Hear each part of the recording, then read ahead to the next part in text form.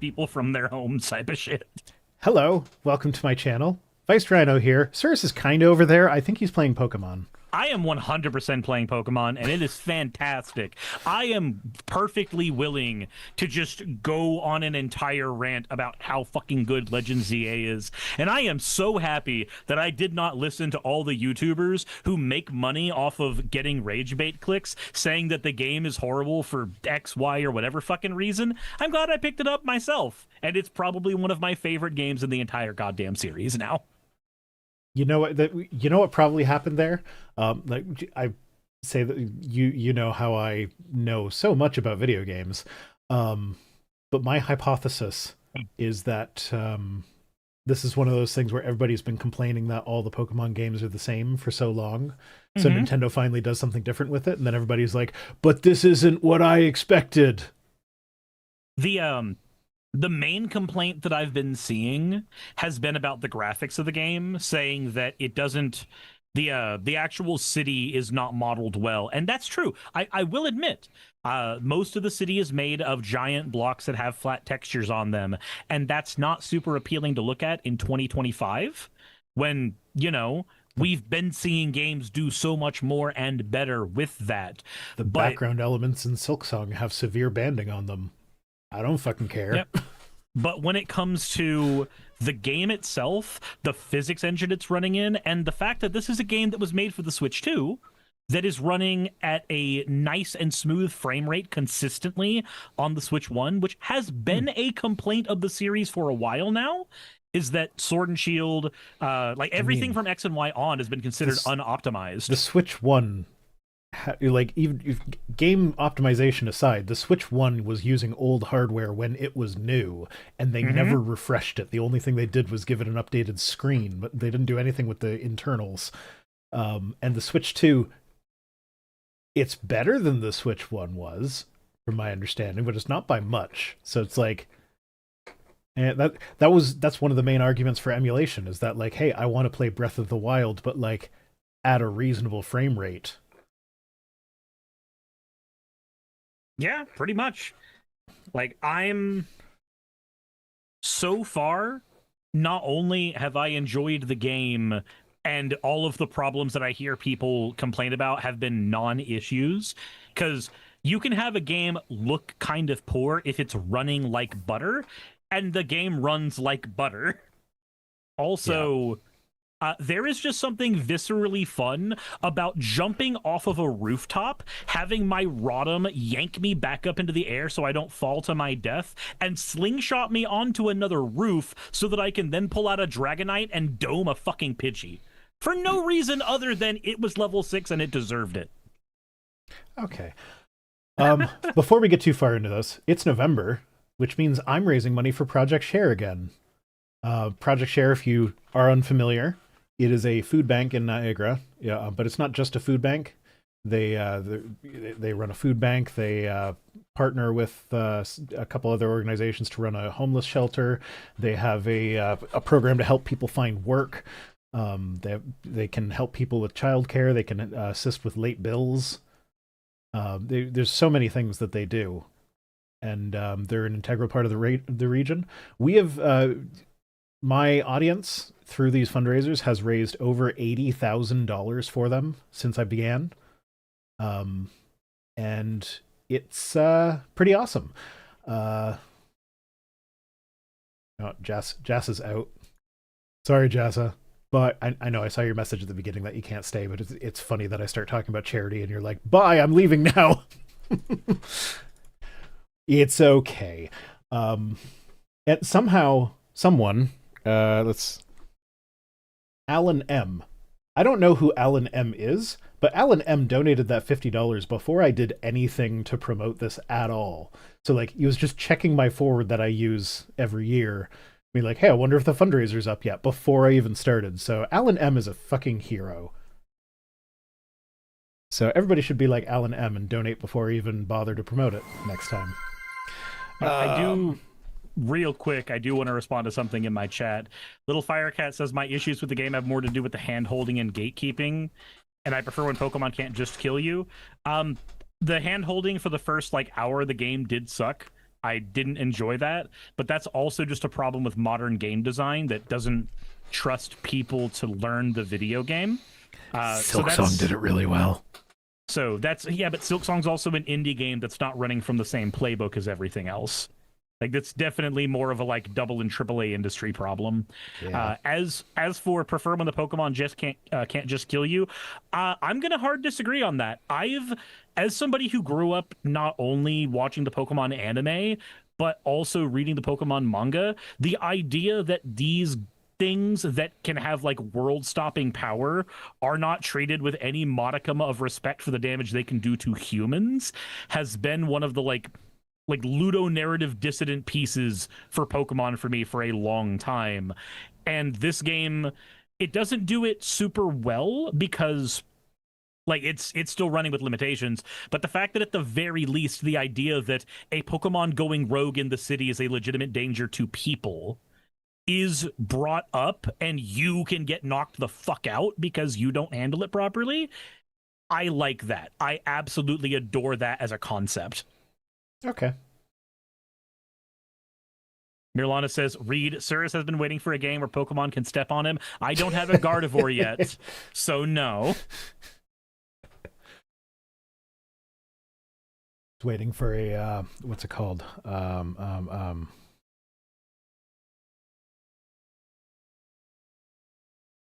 I fucking forget what it's called. It's the one where it's like a snake name backwards.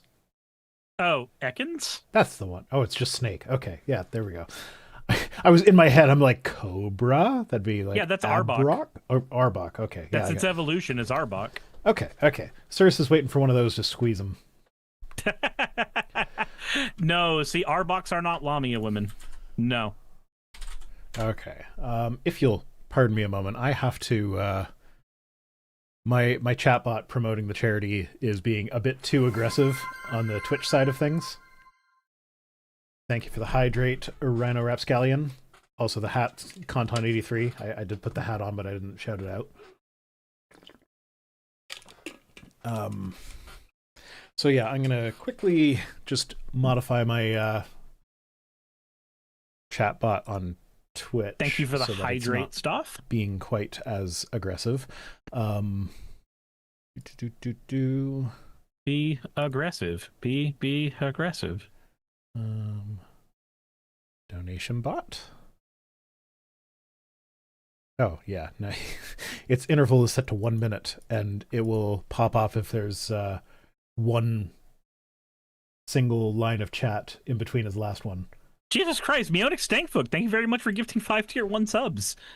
But we are doing a stream for Project Share, so if any of you have muns that you are wanting to throw somewhere, Rhino, if you could throw the link to that in my Twitch chat, since you've probably been in there at least at some point. It's donate.vicerhino.com. It is a forwarded URL. I've been finding Chrome doesn't like it, which unfortunately is the browser of choice for most people. There we go. But yeah, donate.vicerhino.com should do it for you. If not, come watch the stream on my end. Let's see here. Dragonic says the blue wave last night was awesome. Absolutely. Yeah, we will be talking about that. Okay, then I will save the rest of my words for later. Nicosaurus, just chatting with 62 viewers. Hey, our viewership on Twitch and YouTube are about the same for once. Usually you've got a lot more viewership than I do. Yeah, I know. I don't have that many right now. But, okay, so I think we decided that if we get to $500 tonight, well, so if we get to $500 tonight, I have my stupid fucking Rhino onesie that I can put on. And Cirrus, what are you doing if we get to 500? Get in. So I'm not setting up my camera right now because that also means I have to set up a bunch of lighting. But I will put my avatar in the Sonic onesie. No uwus? Not after last time, no. Speaking of last time, do you want to take a guess at how many uwu files I got from Piper? Please don't say that word ever again. Uwu files? Yeah, no, don't. Don't ever fucking use your that audience is a word bunch of around uwu files. I'd prefer you don't. Yeah, well, take that up with your audience. How many? 40. 40. 40 uwu files. Uwu. Uwu, but... Uwu.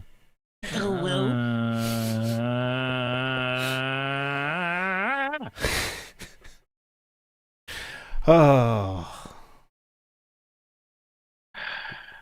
Why? So, because you hate it. I don't know why people do the things that they do. Because it's fun. Okay. Somebody got to donate some money. Someone donate something. Oh, Someone wait. donate something. We just have very aggressively. Somebody donated 100. That's good. Fuck. Okay. I have a fucking reload thing on. And it's the same one I used last year, but it's been updated. Like last year I had the issue where if the window wasn't active, it wasn't reloading. And now there's a checkbox where it's like reload if window is not focused. So I'm like, okay, that sounds like it fixed it. It apparently did not. So I have to activate the window to check it. So, oh, there we go. We've got Nina Goblin, thank you for giving your points for an Owal. Elizabeth C donated $100. Thank you, Elizabeth. And John L donated $100. Thank you, John. So there we go. We're already 2/5 of the way to me being in a stupid onesie. I hate that fucking onesie. That could be Cirrus's revenge for last week. It can be my revenge for being so physically exhausted I couldn't do my work. Yeah, I'm sorry about that. And then there's the panic that I got over the weekend when I got paid $27 from Patreon. That was fun. Was that a mistake or? So, you know how Patreon let us know that we would be losing the per creation option because of Apple? Mm-hmm. So most of my Patreon uploads are done via mobile because I'm usually shooting a behind the scene video on my phone and then posting via mobile. Mm-hmm. So Patreon removed the option, at least the pop-up option that would happen after you post, to charge for the post. Mm-hmm. And because as far as I was concerned, this is around the time that we were supposed to be losing paid per creation anyway, I thought nothing of it and went, oh, well, they're going to average everything together like they said they would. And then it turns out that what they did is they moved it to a little small pay tab that you have to click to bring up a separate drop down. So is this fucking up your month? Not now. So originally it was. I woke up going, I'm behind on bills, have a bunch of debt, and also have no money from my paycheck. But my audience is either incredibly generous or on a lot of drugs and chipped in and got me where I need to be. Que lo nos dos. Or porque no los dos. So I'm going to gush and say I have probably one of the best audiences of any YouTuber ever.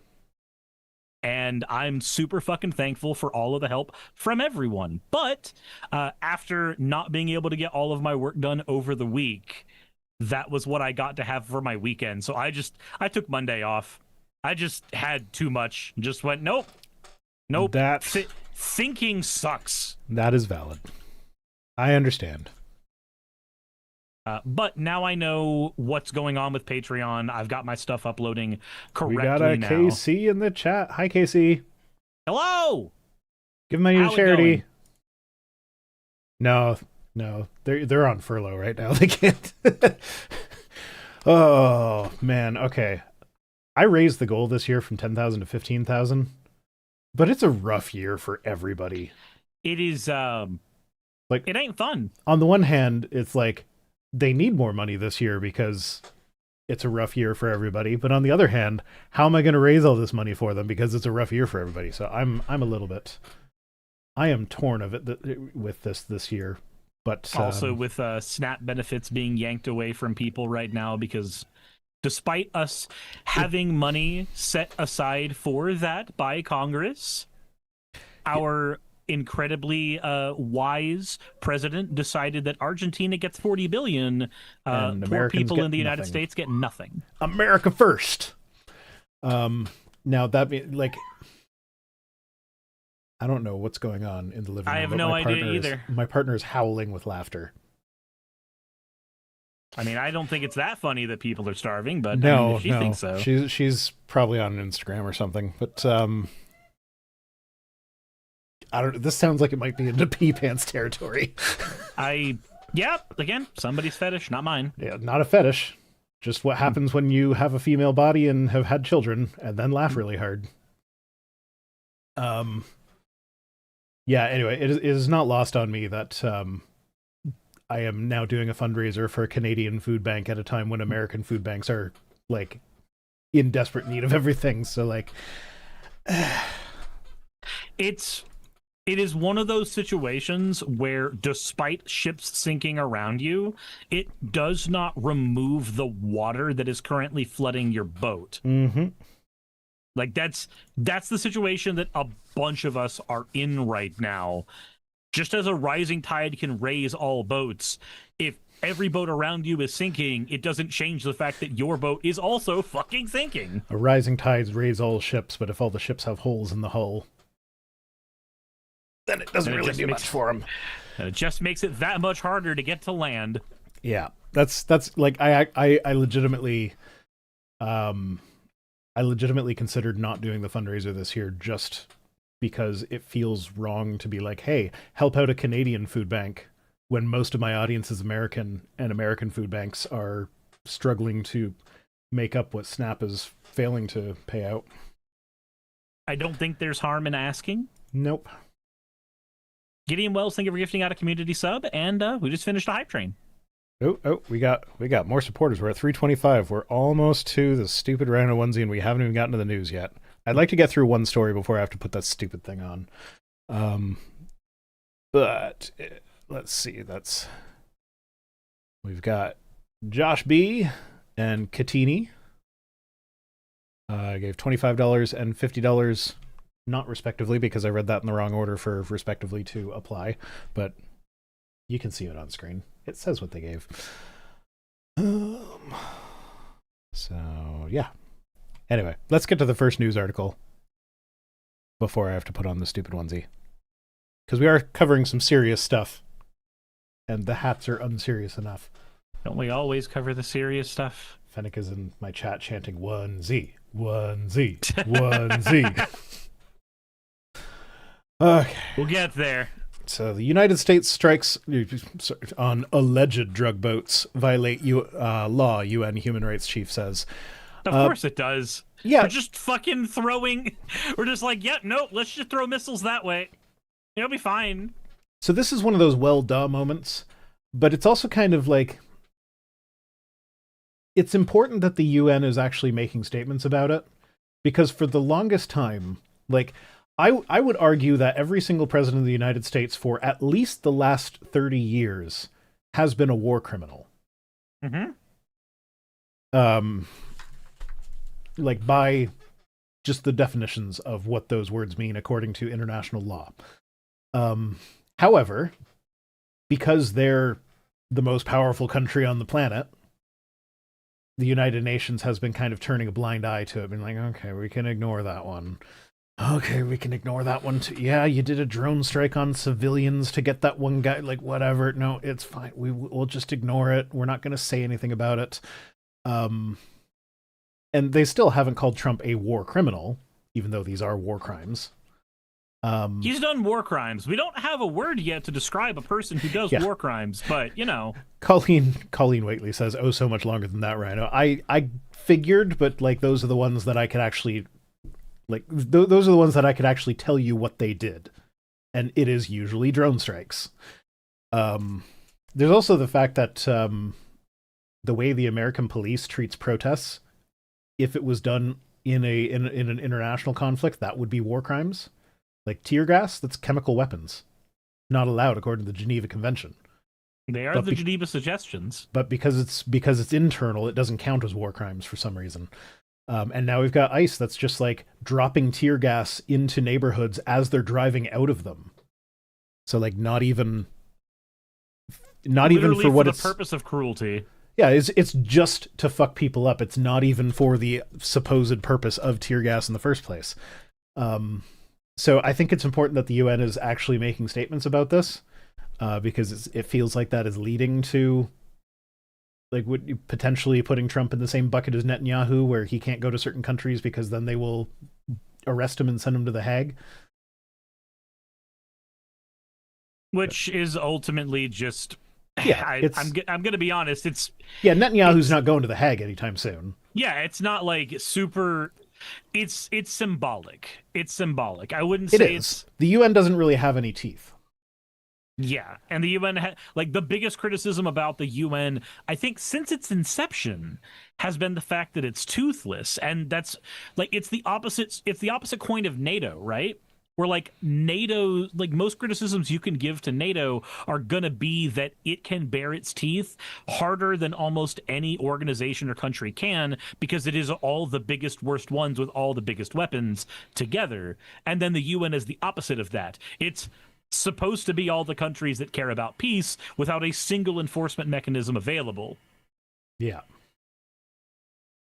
so it is important that they're doing this, but even though it is mostly symbolic, but it does speak to the fact that, you know, despite what Trump will tell you, he is not respected on the world stage. Mm-hmm. It says the UN's human rights chief has condemned the U.S. military strikes on vessels allegedly carrying drugs in the Caribbean and Pacific, saying that the lethal attacks violate international law and amount to extrajudicial killing. They don't amount to that. They are that. Like, I get this is a news outlet. They have to use the allegedly and amount to and stuff like that to avoid lawsuits and shit. But so the UN's calling for independent and transparent investigations. That's never going to happen. But here's the thing: like they claim that they're drug boats. If they were actually drug boats, then the thing to do is send the Coast Guard to board them, confiscate the drugs, catalog the evidence that they were drug boats, and send them into the justice system, which admittedly the justice system is really fucked up, especially when it comes to drug crimes, but it's nowhere near as fucked up as just executing them without a trial. Because here's the thing: if every single one of the boats they've blown up has actually been a drug boat that they've been trying to smuggle drugs into the country, and they had been caught and sent to trial, not a single one of the crimes that they would be convicted of carries the death sentence. And so we're saying that, hey, for this crime that does not carry the death sentence, we're going to perform the death sentence without even giving them a trial first. So, yeah, that violates international law. It should violate American law. I'm pretty sure it does violate American law. It's just a question of whether or not anyone's going to do anything about it. But, thing is, just like they tell you with stand your ground laws, if there is not a person on the other end to represent themselves, then there's nobody to defend themselves in a trial. So even though we should be doing those kinds of investigations to figure out, is this a drug boat? Where is this coming from? What is going on? Get actual information. If they're all dead, then as far as somebody like Trump is concerned, there is no need to worry about it at all. They're gone. Yeah. No, if you blow up the boat, you're destroying evidence. If they actually are guilty of something, then blowing up their boat is destroying the evidence that they are guilty of that thing. So if you want to actually prove that they are guilty of the thing you're saying they're guilty of, you need to capture the boats, not destroy them. Also, gonna be honest, we can always do what the Netherlands do in regards to drugs. If you are worried about drugs coming into a country, then you can legalize those drugs. You can provide outlets for people to get those drugs, and you can provide better support networks for those drugs instead of creating a black market. When you do those things, you're not going to have to worry about drug smuggling into your country anywhere near as much, because your country ceases to be a profitable venue for smugglers. Yeah. Just obviously, look at marijuana. Like, it was so much sketchier to buy marijuana from that guy you know who grows marijuana, or knows someone who grows marijuana, and maybe cuts it with oregano or something on the harmless side, and on the harmful side could cut it with something that can actually do some damage. That's what we've been seeing with cocaine. Yeah. So like I have that's where the fentanyl issue is, because that's where the fentanyl issue is coming from, because it's cheaper and you still get a high when you cut things like cocaine with fentanyl. And I have friends who are on the seedier side of things who have pointed out that that is a risk that is really, really, like, absolutely deadly. And they have friends who have died because what they considered to be a safe dosage for themselves was not a safe dosage when it was cut with other random fucking shit. Yeah. And so now, like, because that's one of my concerns. Like, I have tried mushrooms, but it makes me nervous because I have heard stories of, like, the sketchy places where you can get mushrooms. Someone who prepared it confused a poisonous mushroom with one of the fun time mushrooms, and people have died from that. And so that is a concern of mine when I mean, you can just go raid a cow pasture after Whereas, it's like, rained. If they were legal and you could just go to a store and buy them and they're regulated and stuff like that, then it'd be a lot safer. I'm also going to be right back. I have to grab something from the kitchen. Yeah, anytime Sarah says he's going to be right back, he's like 15 minutes out. He's going to grab something from the kitchen, then he's going to go take a shit. Thank you for the hat. That's Sakura, I think. You know what? I don't know where my Gary hat is. Miss my Gary hat. It's around here somewhere. I saw it last week after the stream. As I was putting the hats away, I saw the Gary hat and was like, oh, that's not where that's supposed to be. Okay. Then I didn't put it where it is mochi. supposed to be. So, where the Gary hat is. So we'll go with the deer stalker. Not an Enderman says, I can't believe Cirrus decided to drive to Rhinos. I don't think that is a decision that I want to ever have to make. But the minute that I make that decision, things have gone so horribly down south here that things have gone far outside of my control or safety ability. Yeah, but okay. So I have begun framing in my garage to ultimately move my office out there. So if you would like to come and help me with that, wink, wink. I mean, if you can afford a plane ticket for me, I will. Like, The I price of just some of these plane tickets, I may as well just hire someone to do the framing for me. right, but then you get the added benefit of happy fun friend time. Yeah. Well, no, this is one of those things where like I was actually putting it off, but then I told my dad about my plans. Then he like drew up his own plans for it, and he was like, "Okay, well, we could do this and we could do that." Like he did the whole thing, and I think so. He's reaching an age where the projects that he would normally occupy his time with are not physically great for him to do anymore. And so this is a way for him to like. I think he's actually enjoyed coming to help with that, even though he's joked about not, because it's like something to do to occupy his time, and he gets to spend time with his son. Because I'm the best time in the world. I'm the best person in the world to spend time with. That's like any of my friends who, like, if we get caught in traffic because of something that they wanted to do, and they're like, man, I'm sorry that we're stuck here. I'm just like, yeah, I'm sorry. I get to hang out with one of my friends too. It's awful. Yeah. So it's terrible. Yep. His son and his grandkids. You say that as if it's not an option for them to like take the grandkids off of my hands literally anytime they want. What's that? You want to spend time with the grandkids? Absolutely. Tell me when to drop them off at your place and they will be there.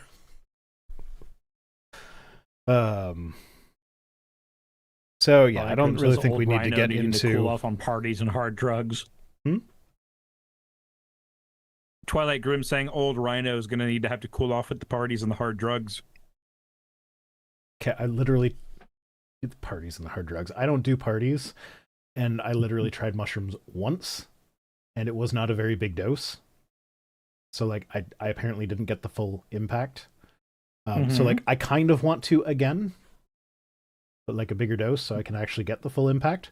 But I haven't because I have 5 kids and I don't have time. Like I'm not. There is no way I'm going to be tripping on mushrooms when there is any child in the house. Yep. Just 0% chance of that. So, and like anytime the kids have been gone, we've been doing other things that I also cannot be tripping balls for. So that said, in regards to the topic at hand, do we have any other information, any other statements or anything about this that Trump or anybody in his admin has tried to use to defend this at all? I don't think so. I think they basically let's see. No. Yeah, no, they just double down on the lies and don't give any evidence. Like, what, do you want the drug boats into the United States? Because if we don't bomb the drug boats, then the drug boats get into the United States. What was that? You were asking for proof that they actually are drug boats, but they're drug boats because I said so. Like, that's all we get. And I don't even know why I'm putting that in Trump's voice. The only thing Trump says anymore is basically the same thing as Mike Johnson is. I don't know. That's the new party. Votes. That's the new party line with the Republicans. I don't know. Mike Johnson doesn't know. Caroline Leavitt doesn't know. Trump doesn't know. Any difficult question? I don't know. You're gonna have to ask someone else. I feel like that's something that their lawyers have told them to do. Speaking of their lawyers, did you see the Legal Eagle video about the Trump lawyer that's been reaching out to I can't remember her name, but basically just telling news reporters, you're wrong with your story. You're getting your facts mixed up. And every single time that the Trump lawyer's been pressed on that, like, well, if the facts are mixed up, can you tell me what the facts are? No, that's not my job.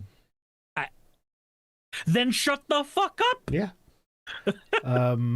Yeah, no, but it drives me nuts. This whole, like, anytime they get a difficult question, they say, I don't know. But I get why they're doing it. Like, if you say I don't know, then you're not getting caught in a lie. You're just incompetent. Correct. But like, I really want reporters when they get that answer to start asking follow-up questions. Be like, okay, you do know it's your job to know this sort of thing, right? Why are you not doing your job? Like, are you going to let the American taxpayers know that their money has gone to you not understanding what you're supposed to be doing? Yeah, like, we elected you to know these things. Why do you not know the things that you are supposed to know to do your job?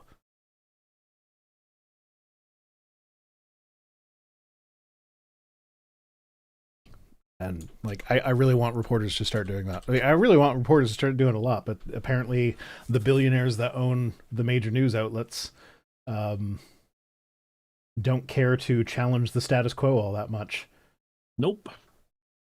And like, oh well, Trump is doing the tax cuts that are really, really good for me personally. So let's calm down on the questioning the Trump administration thing. But anyway, speaking of increasing, or speaking of lining your pockets with shit, that smoothest transition ever. What? Oh, I don't know. I'm trying to transition to the next news item, but apparently I can't. It's not even the beer at this point. I haven't had enough that it could be making me bad at that. My brain is just not working. Hey, we made it through the first news story, and I'm not in the Rhino onesie yet. So just for everyone to remember, if we get to $500 tonight, I have to put on a Rhino onesie. We are at $325. If you're just joining us, we're raising money for Project Share, which is a food bank, primarily a food bank, but they also have a hand in running a homeless shelter. They help people find jobs. They help people find childcare. They help people that are late on their bills. So it's a really good charity, does a lot of good work in the area. Over the years, we've raised over $80,000 for them, which I did the math on it. Just looking at it from a meals provided perspective, that would be over 577 meals provided. Or not meals, months worth of meals. Also, Alpha Mario X, thank you for the resubscription, saying, Sir is killing no bullshit X in the face. So, is no bullshit still around? I am surprised that no bullshit hasn't uploaded any videos because, like, this, just from a content creation perspective, right? This is a golden age of Nazi content creators. Yes. Like, he should be back solely because right now he would be in his full-on prime time. Is he not back? No, he's not made a video in 3 years. Yeah, okay. Apparently, Treyas James said you're not going to get your ground news ads if you transition like that. Twitch Katini said he doesn't do ground news because payment issues going from US to Canada aren't worth it. No, it's not the payment issues because ground news is actually a Canadian company. It's that their restrictions are too annoying. They require too much control over parts of the content that are not related to the ad read. Like, they want the transition to the ad read to be smooth and seem like it's a normal part of the video so that you can trick people into paying attention to the ad. And I fucking hate that. So I don't do it. I have done ground news ads in the past, and I do like what they do, but fuck them. But honestly, that's just one perspective on ground news. And if you want the full picture... Oh, god damn it. Okay, we do have new donations. Someone donated $60 anonymously. So thank you, someone. Where are we? I know what buttons do what. Trace Games goes, that was good, Cirrus. Look, it was the lowest hanging fruit I could have aimed for. To be fair, Cirrus has a lot of practice with that because I complain about ground news a lot from having worked with them. And every time I do, that's what Cirrus does with it. So I honestly should have seen that coming, as obviously as you can see a ground news ad coming. Actually, I don't think I've taken that exact angle for ground news. Not that exact angle, but I have taken the angle of like quoting Legal Eagle at that part and just go like, well, Trump's gonna need a lawyer, and if you need a good lawyer, you might need a great lawyer, whatever the fuck the full like advert is. Yeah. I heard a thing. Someone redeemed a thing. Hydrate. There we go. Thank you, Kanton, for the hydrate. Because says the UN isn't going to do fuck all about the US violating international law. They never have before. No. Right. So all that's being noted here is, despite the fact that the UN is toothless, They also did not mention the violations of international law before. They just Yeah, flat out they didn't. didn't fucking say it. They didn't say anything about any of the international law breaking drone strikes that Biden, Obama, and Bush all did. And honestly, Clinton didn't do it as anywhere near as much as Bush and Obama or whatever, but that's because the drones hadn't been invented yet. He still did shit. Mm-hmm. So Trump's gonna need a good lawyer, but if you need a great lawyer, fuck you. call on legal thing.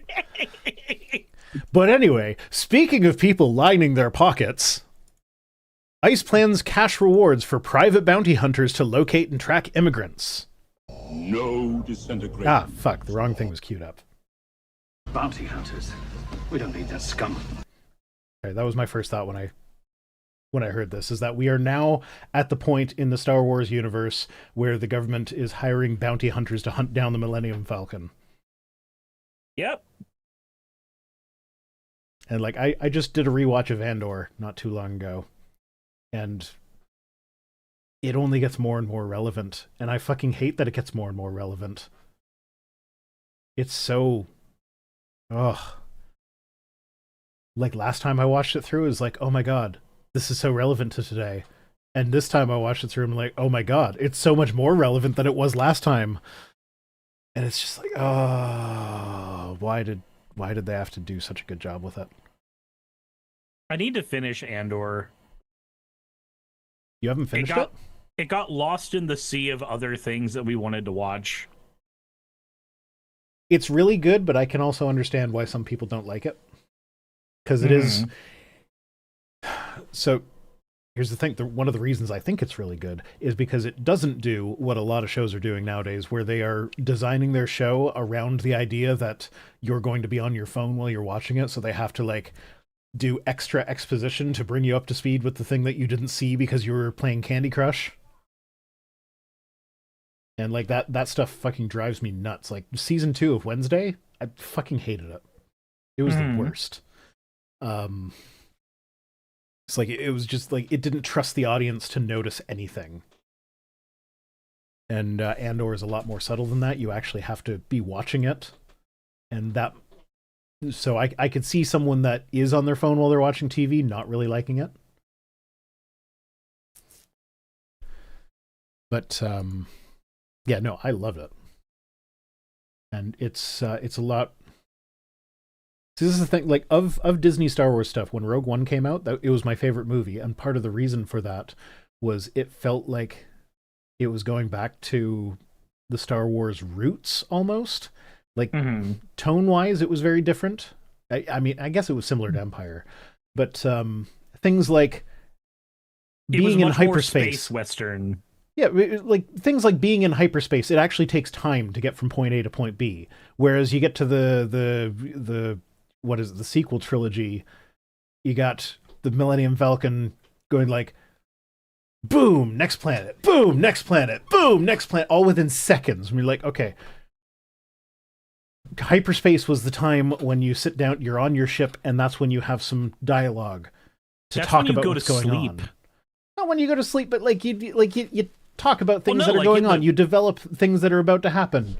Also, Zachab, thank you so much for the raid. Holy shit, what were you doing? So the reason I say that is I read a lot of the Star Wars books.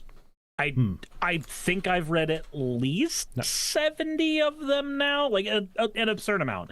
Okay, you just got rated though, so we got new people to tell to go donate to Project Share. We do. Go to donate.vicerhino.com and give to Project Share. We are $65 away from me having to put on a stupid Rhino onesie. It's charity stream. It's charity stream. In the books, anytime a character goes into hyperspace, yes, there's going to be times where they're like talking about what's going on, what's happening, but almost every time in the books, that's also the point in time where the character takes a nap. That's the point in time where they rest between events. Because in the books, you get more time to talk about the little things that people are doing in their day without it being a problem. Yeah. Like you're not beholden to the viewer's time as much. And that is one thing that I really like about novels, is I can see more of the world naturally, because the plot can sometimes just take a fucking backseat for a chapter, and that's okay. Yeah. So Jacob S. donated $25 to say, in a time of uncertainty, here's some help. Thank you, Jacob. And then someone else donated $25.37 anonymously, just to annoy the folks who hate odd numbers. I apologize, but the charity fund collecting thing that I'm using doesn't actually show the pennies. So I see what you're going for, and I appreciate it. And we have raised a surprising amount of money in the past based entirely off of, hey, there's a bunch of pennies on the end, someone needs to make it even, and then someone else will be like, no, I'm throwing more pennies at it. So that was fun. But unfortunately, the service we were with for that wasn't really working, and so I've just been using Canada Helps with which rounds to the nearest dollar. Access is fucking space whales. I would never sleep in hyperspace. What about all the weird shit that happens in hyperspace? Yeah. Hyperspace is exposition time. Yeah, it is. But like exposition in a way that feels more natural.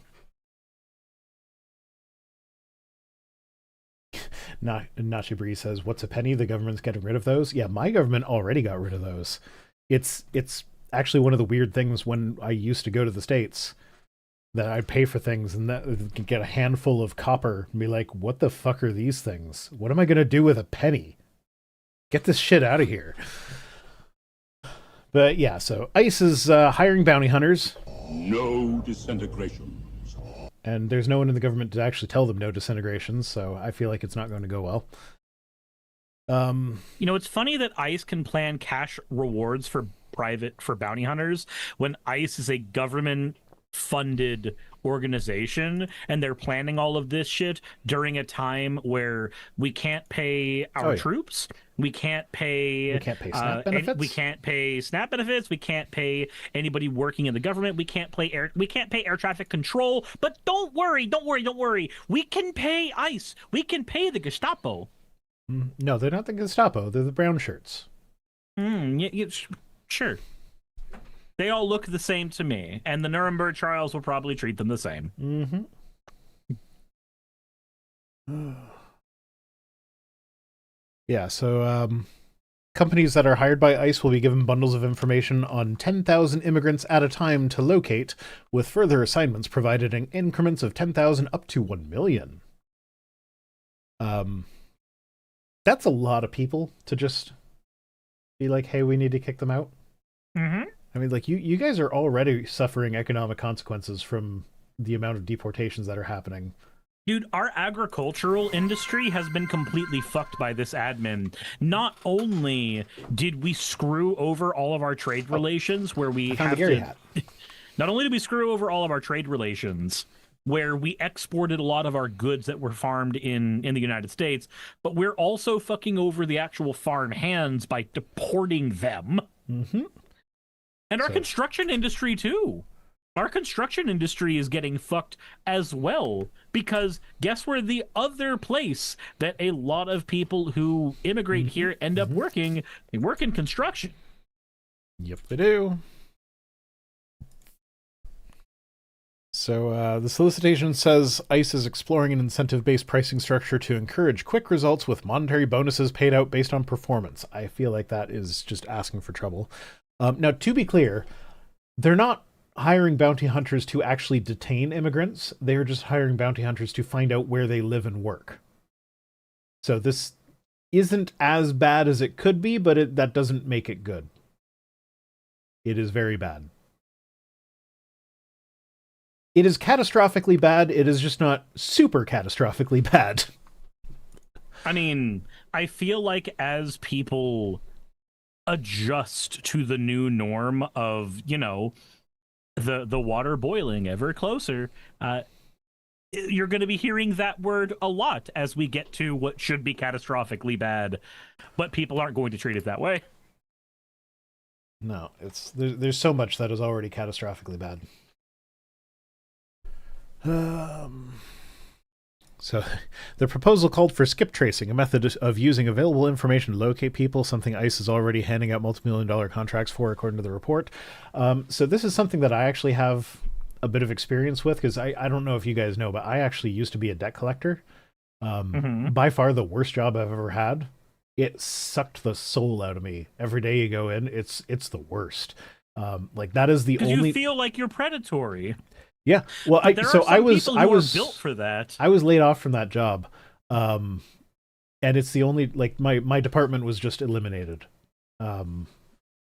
Like the contract went to a different company, and so they called everybody and be like, "Hey, yeah, no, your department doesn't exist anymore, so don't bother coming in." So, like they called me on my day off to say, "Don't bother coming in. You don't have a department to work for anymore." And it's the only job I've ever been laid off or fired from where my reaction was like an immediate, like, yes! But part of the job was skip tracing. And, like, we're talking, this is back, like, 2007-ish? Like, before smartphones were really a thing. That we didn't have phone data to track people with. And the tools I had access to were fucking scary. And this was before you would have had more tools. This, like, the tools that exist today are going to be so much scarier than what I had access to back in the day. And the kinds of people that work in these industries, when I was there, Google Maps was fairly new, like the satellite view and street view and shit.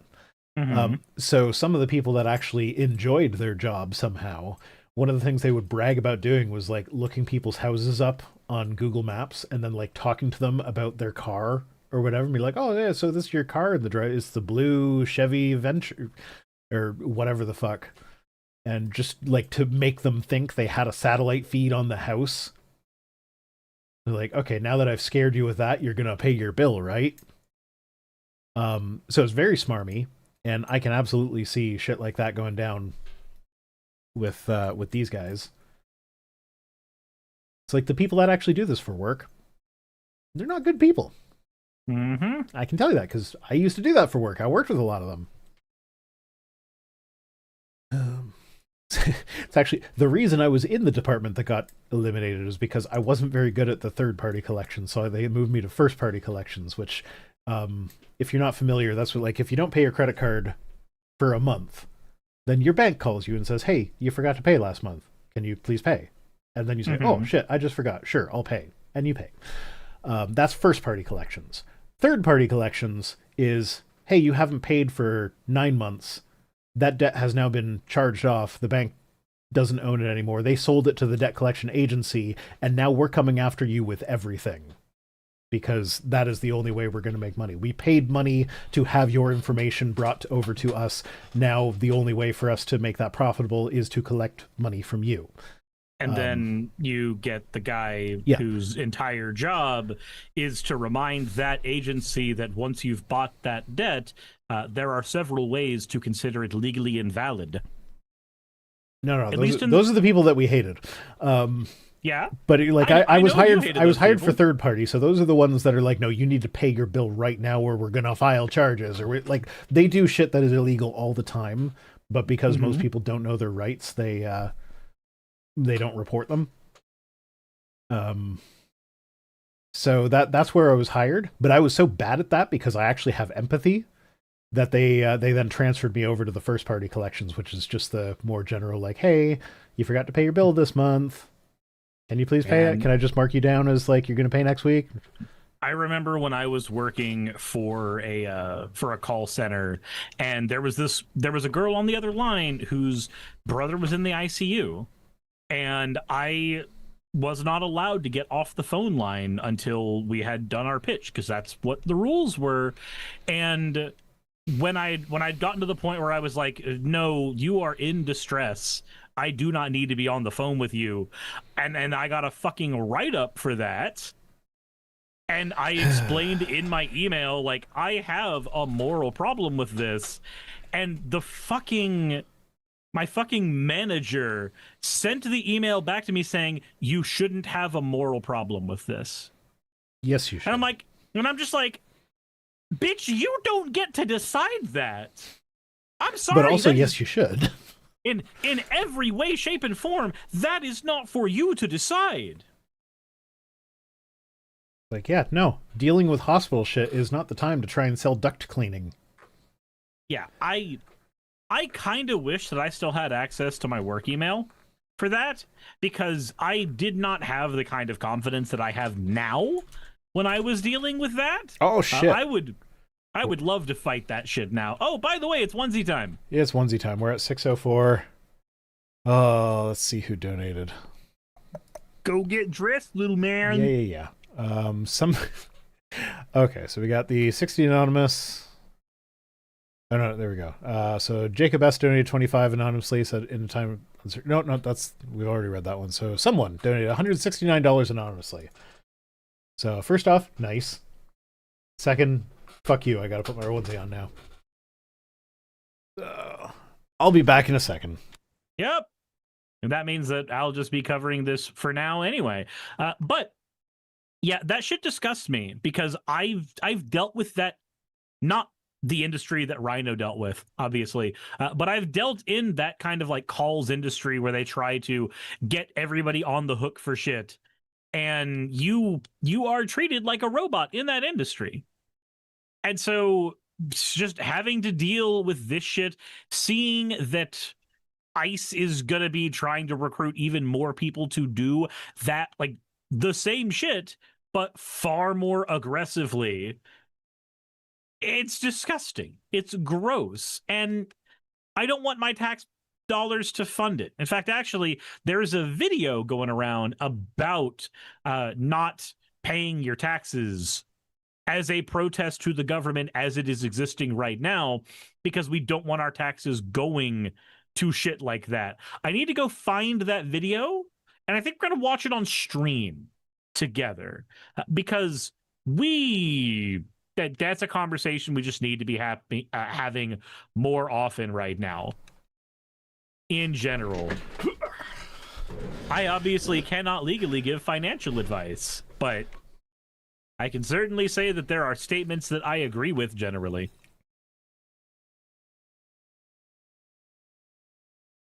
Sure. Also, welcome back.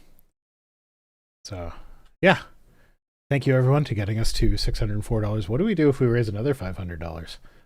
Well, I already have to go into my onesie, so let's see here. If we get another $100, Cyrus will give us an uwu. Uwu. That's not what I said. He will give us a happy uwu.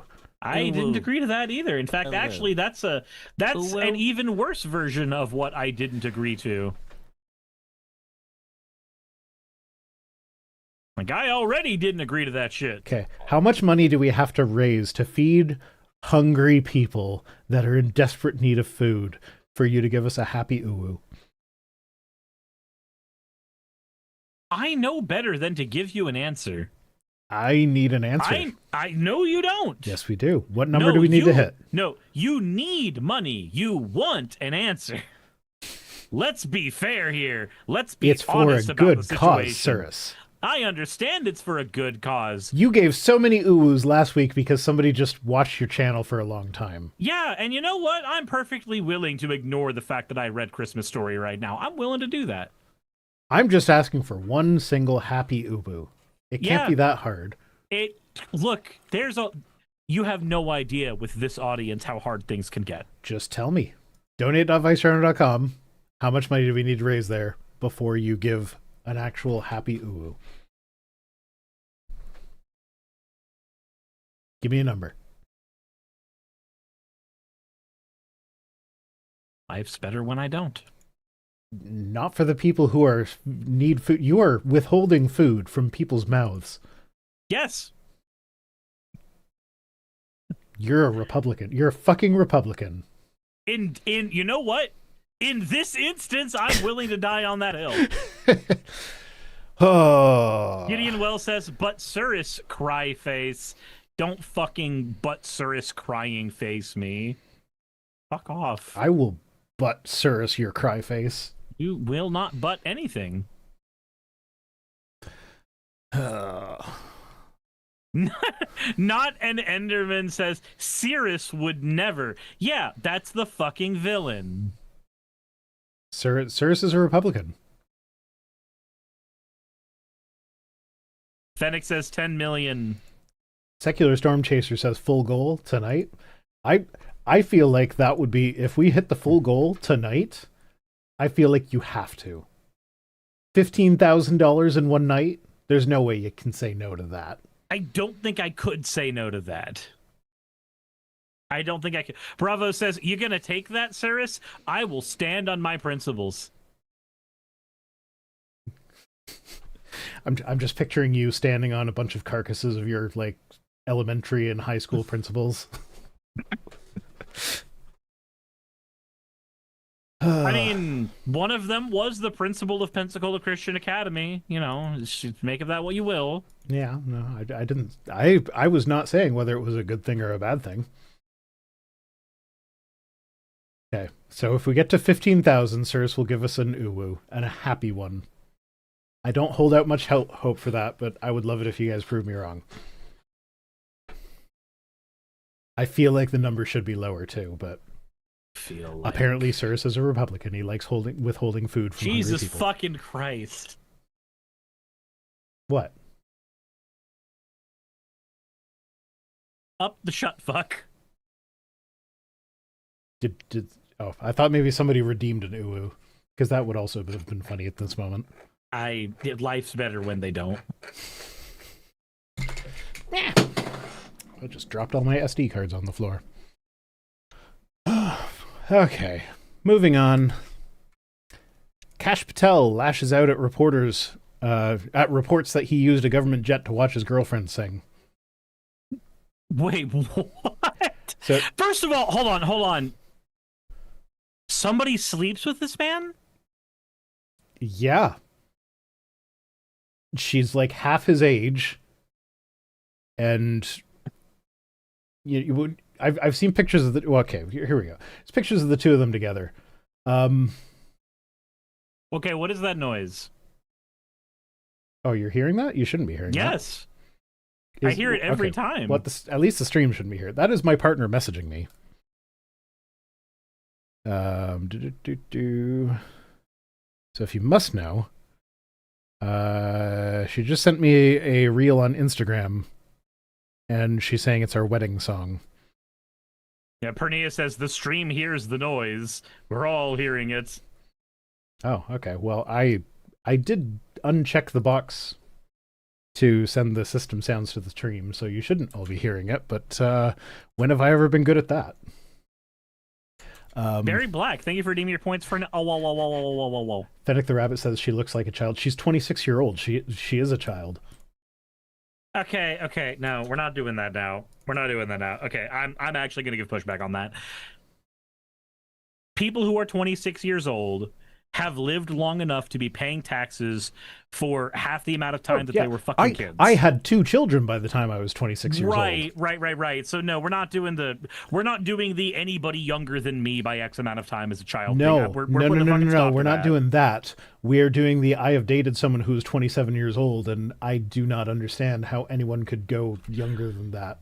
Understandable, but I will say that I have gotten a lot of stories from people in my chat who have active relationships and even marriages right now with age gaps that you have issues with, and I'm sorry, but those experiences are perfectly I don't actually valid. have issues. I do think it's a little odd.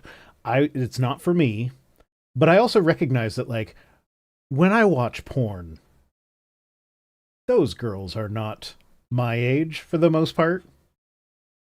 Mm-hmm. And that actually does make me a little bit uncomfortable. That's why, like, when I find, I think I've talked about her before. Serenity Cox is one of my favorites because she is about my age. And that to me is much more attractive than someone who I'm like, if I were to talk to this person for 5 minutes, I would not want anything to do with them. Understandable. I can understand that, but again, there are different experiences that other people have had. I don't think that she's old enough. She's old enough to make those decisions for herself. I'm not gonna as much as I'm saying she's a child from the sense that, like, from my perspective, yeah, it looks that way, but like I don't actually know the dynamics of the relationship. It's just like, nope, it's not for me. Like my problems are going to begin and end with somebody finding Kash Patel attractive.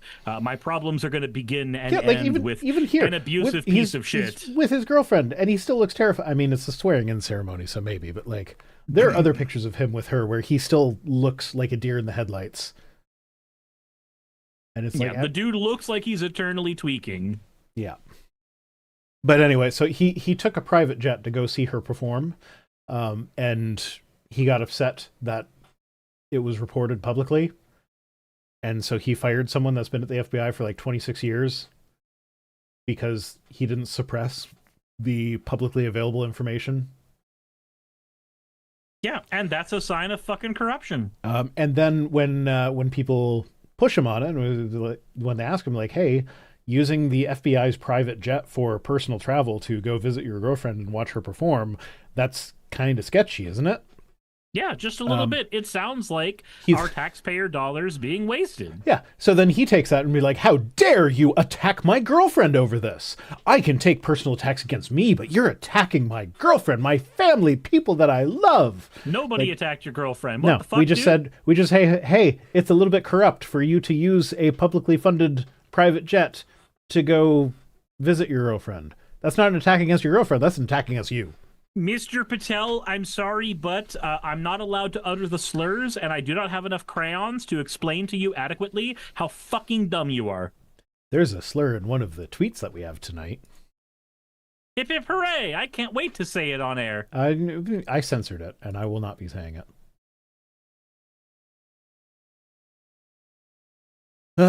Yeah, so he claims that the attacks on him and his girlfriend jeopardizes their safety and he's hitting out at his supposed allies staying silent amid the fallout.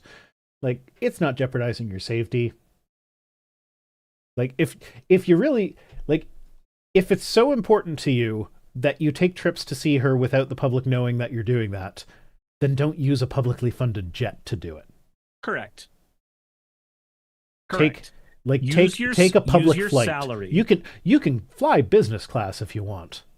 Yeah, use your salary and pay for a flight. Nobody's gonna have a fucking problem with that because it's your private life. Do whatever the fuck you want. Mm-hmm. But if you're using public funds to pay for a private jet, then yeah, don't. But yeah, that's basically it. Oh yeah, no, and we so the cap on this story is that because Patel is a podcaster at heart, he keeps doing he keeps posting things on Twitter with the he's doing things for the clicks. Yeah, his goal is to be the first person to make this public knowledge so that he gets all the likes and the clicks and everything for it. Mm-hmm. So the Justice Department are reportedly frustrated after Patel posted that a Michigan terror investigation had been foiled before a criminal complaint was prepared and details were clear. So like he posted about a terror investigation that they foiled, and then it turned out that the investigation that they foiled was just like some guy was part of a gaming group chat where they joked about a thing. And it didn't actually matter at all. It's the same thing as what Marjorie Taylor Greene does. So Marjorie Taylor Greene is a conspiracy theorist at heart, who's going through a public redemption arc right now because I don't like that. Because she is trying to launder her image. Yeah, I get that, and it's one of those things where like she's saying the right things but for the wrong reason. Correct. So, no. Like, this is, at the end of the day, this is a woman who is trying to launder her image because I am convinced that the reason she became a member of Congress is not to serve the people, but was to gain fame and fortune. Mm-hmm. And laundering her image before potentially losing her seat in 2026 would be the way to launch a podcasting career.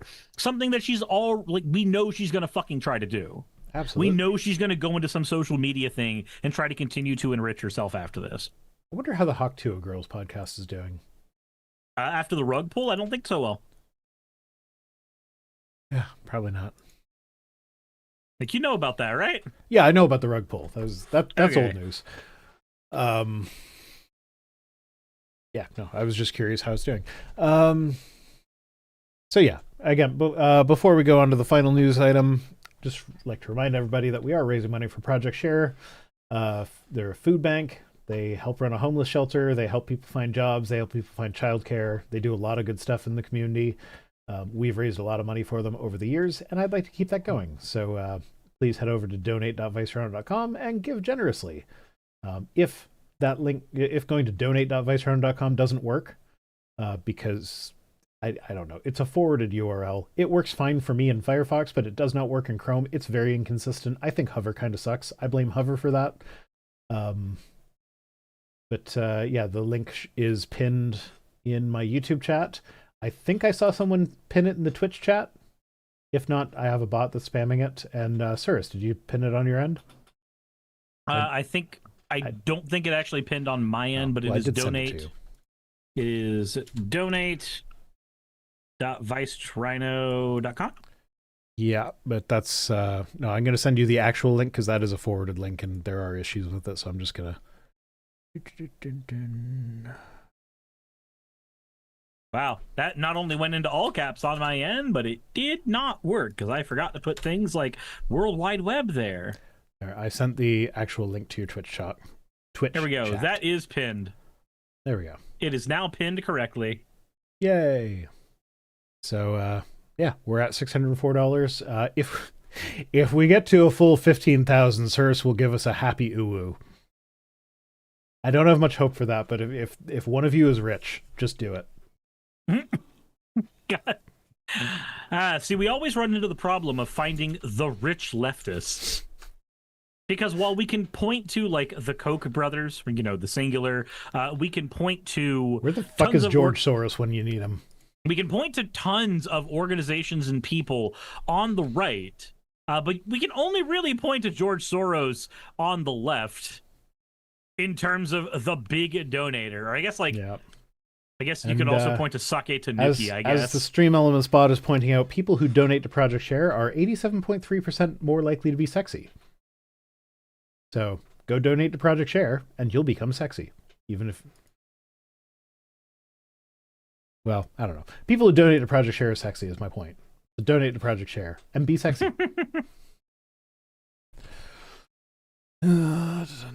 Okay, final news story of the night.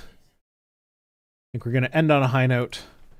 Democrats dominate 2025 election night. A blue wave sweeps the country as voters reject Trump's influence. Yeah, so this is more than just Mamdani, although it is Mamdani. No, it's Mamdani. It's Proposition 50. Like, we had a ton of areas that just... Oh, it's also the Georgia Public Trade Commission. Yeah, there were a bunch of places that typically would go red that went blue. Also... Kelsey Bond in Atlanta District 2 got their seat too. And I've actually seen her speaking at protests I've been to. Like, I'm fucking excited. Mm-hmm. I'm happy. Yeah, no, this is, if this is a harbinger of things to come, then it's some really good news. People are fed up with Trumpism. People are fed up with the MAGA movement.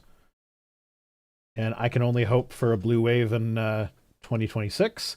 And I also can only hope that the Democratic Party will actually take the fucking hint and do the shit we've been telling them to do for a decade now, more than that in a lot of cases.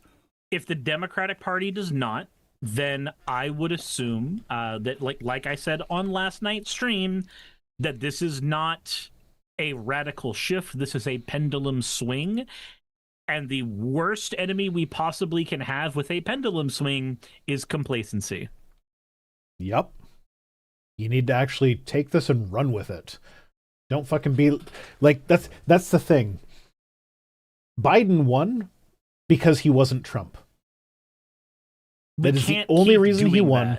And while he did do a lot of shit that was a lot more progressive than I thought he was going to be, so, like, I will give him credit for a lot of the shit that he did. Like the infrastructure bill that he managed to get passed was fucking amazing, that Trump is now completely undoing. But like, it was so amazing that while it was in effect, Republicans in Congress were taking credit for it, even though they voted against it. Um, so, yeah, Biden was more progressive than we give him credit for, but he still didn't do enough. He didn't do as much as he could have done. And I think a part of that was because he got in just by not being Trump.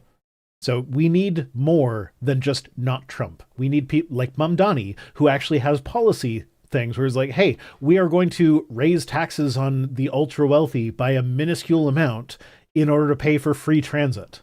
You know what's fucking annoying? So my Facebook feed has been filled with a bunch of conservative crashing out over Mamdani. That's what most of the tweets are tonight, man. And one of the consistent things is, and how do they plan to pay for that? I've heard by nothing taxing about how people that make over $1 million a year, like 1%. Yeah. And every single time I see people saying, like, that's the thing with every Democrat. All bluster. He has no answered plan. that question so many goddamn times. Exactly. It's exhausting. It means nothing anymore. It's like, how much money have the billionaires saved? Like, it's like that point that Mamdani made, was that like Cuomo has spent more money. No, it wasn't Cuomo. It was someone who's not running. Like, it was some rich guy. I forget who it was. It was like, he has spent more money to tarnish my name in advertising than I would have raised his taxes by. So it's like they are trying so hard to not have to pay their fair share. And it's not even their fair share. It's the bare minimum.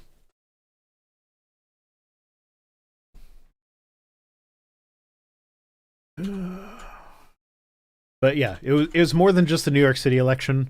There were a bunch of things like, and then exit polls say that voters were tired of noise, drama, and culture wars. They want stability, leadership, and policies that will actually touch their daily lives. So like, hey, here's the thing.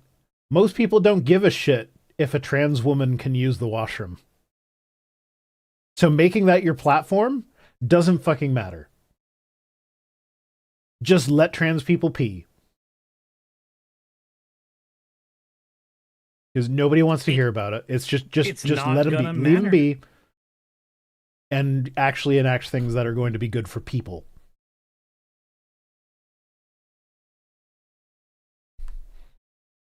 Like, let's be honest. Most people are far more scared of hypotheticals that they cannot engage in than they are with things that actually harm them in reality. These are people who have not had to worry about things in their life. They have never had to touch rock bottom in their life, and instead have lived on a diet of organizing around boogeymen. Yep. And I can tell you, as an affirming parent of multiple gender diverse children, I don't push them into it. I don't push the gender nonconformity onto them. I just want to support them. And you know how much stress that causes me, and by extension probably them, when we're like out in public and it's like, okay, I need to use the washroom. Oh fuck, what washroom do they even use? And like, the amount of relief I feel when we're somewhere that has a gender neutral bathroom is just like, okay, good. We can just use that one and it doesn't matter. Because like, this is not how people should have to live their lives. You shouldn't have to live your life being afraid of using public washrooms because you're gender nonconforming. You don't need to go into the bathroom and have to be worried that somebody's going to do the fucking Fallout New Vegas meme where they slide under the stall and go, pissing all by yourself, handsome? Yeah, like, do you know how many, like, they're so worried about people assaulting people in bathrooms, but then they will like take out their phones and take pictures of people in the bathroom. They'll like, actually this do is a things that trans person. Yeah, they'll do things that actually make people feel unsafe in the bathroom. Weird and wild. Yeah, no, it's the worst. And I say this as someone who has experienced not the worst of it, but I have experienced some of that as a parent of gender non-conforming children. So it's like, just let people live their lives. People are tired of you making boogeymen out of these things. And so it's very heartening to see the Democrats win. I hope they don't squander it. That is my hope as well. Yeah. This was also like the election for an off-year election. It had very high turnout, which is encouraging. Well, it turns out more. One of the politicians who's running in Ohio, I was on his stream yesterday, and he gave me some numbers that I want to throw at you. They're basically obvious numbers, but believe it was that in Ohio, there are a little over 800,000 registered Democrats in all of Ohio, and there's a little over 1.1 million registered Republicans. But that does not mean Ohio's red, because there's over 5 million unregistered unaffiliated. And in Ohio, you immediately get registered for a party the minute that you vote. So that means not that there's 5 million people who are non-card carrying one side or the other. There's 5 million people who haven't gone out and done the bare minimum of democracy. They haven't gone out and voted at all once in their life. Yeah. Bravo Needs Bacon for 25 bits says, last night was great. Schumer and Pelosi need to get out of the way and retire. Absolutely. 100% agree. All the old Democrats need to just get the fuck out. Now, that was another thing we talked about on the stream, was having an upper age limit for Congress. And I'm like, yeah, sure. I would love that. Sounds good to me. Absolutely. Yeah, the people making our laws should be young enough to actually be affected by the laws that they're making. Because if you're not going, like, if the long-term consequences of the legislation you're passing are not going to take effect until long after you're dead, you shouldn't be making that legislation.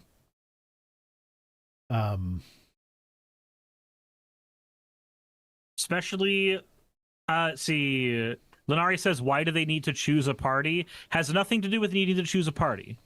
It has to do with the fact that when they vote for a politician in an election, they will be registered to the party that they voted for, especially if it's a primary. They get automatically registered as that. Has nothing to do with should choose a party, should not choose a party. Has everything to do with this is mechanically what happens by default, and it's how you know those people haven't voted. It's how you analyze that data and see that those people have not gone out and done anything. Yeah. Robert Adset says register to a party when you vote. That seems more than a little intrusive. Yeah, the two-party system's fucking bullshit. I'm not disagreeing with that. But it's what you got right now, so you got to work with it. Yeah, it's what we have at the moment, and it comes with a bunch of really bad bells and whistles. Mm-hmm. Turns out. Yep. All right. Before we get on to tweets, Trace James says, "How do they know who you voted for?" Trace, have you voted before? Because like you put your vote gets tied to your ID. Like, your vote gets tied to your social security number, effectively. That's how they know that you're not voting multiple times. So yeah, in Canada, your vote is completely anonymous. Like, we actually do have voter ID requirement. You need to prove that you are eligible to vote at the polling station.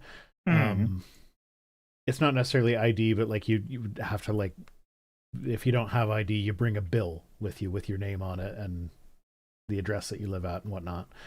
But the actual vote, who you voted for, it's completely anonymous. Nobody's allowed to see that except for you.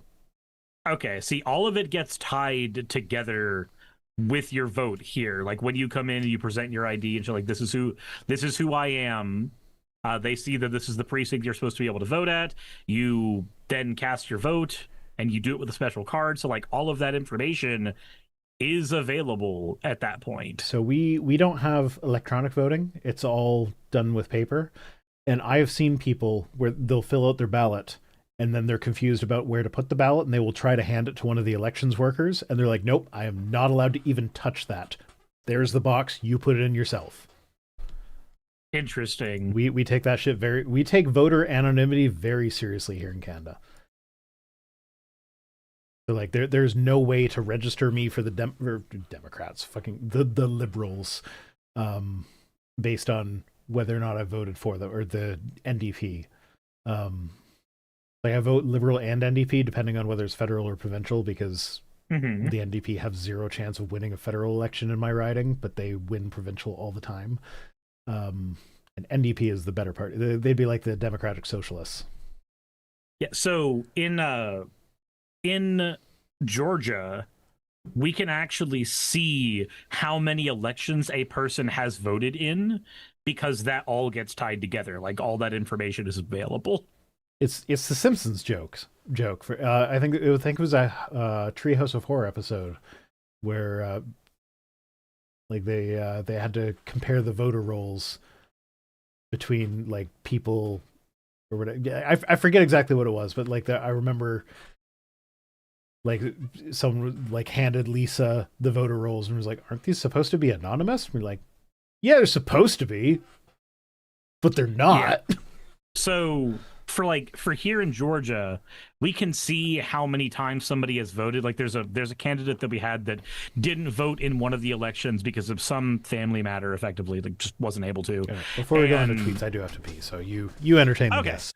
And there were people in the local Democrats that were that, like, used that as a reason to never support that candidate because there was one election they did not vote in, again, because of some superfluous thing that was happening regardless of that. And they only knew that because that information's available, which is dumb. I do not like, but it is what it is. It's the system we've got, for better or worse, right now.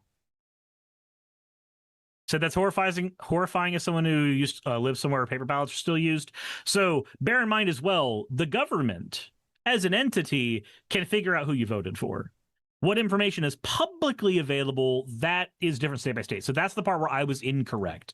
So because I've only ever voted in Georgia, my experience has been the Georgia voting experience.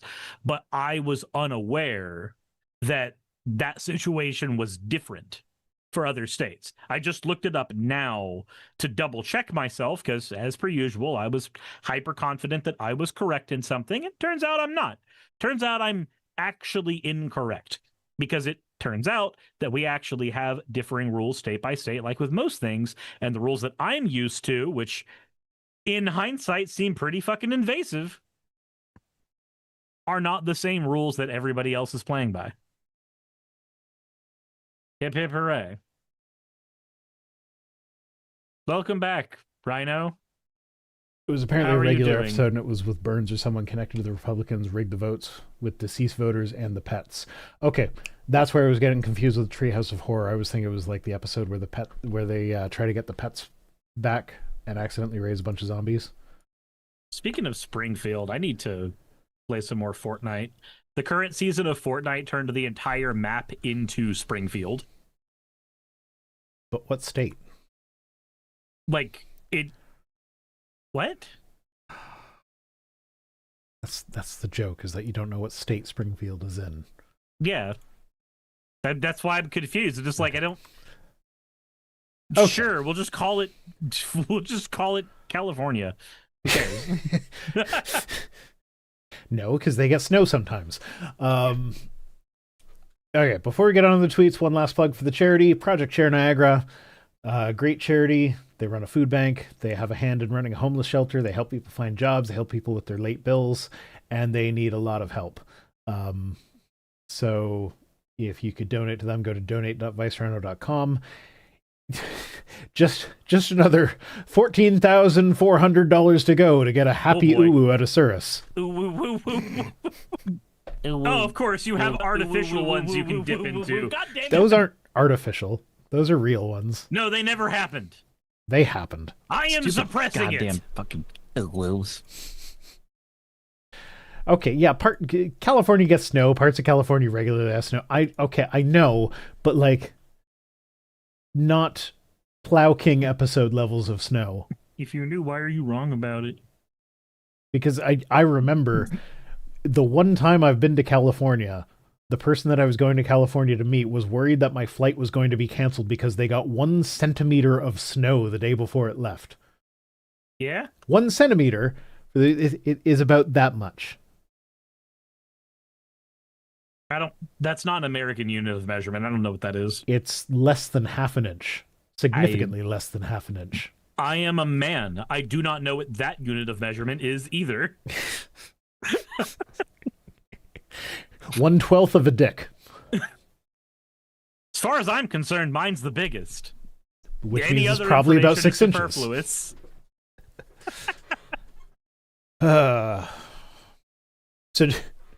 So my partner told me, apparently guys that have been on Ozempic have reported that their penises have gotten bigger, but it's actually that It's because they can see them now. it's the little pouch of fat that's just above the penis has gotten smaller, so it looks bigger.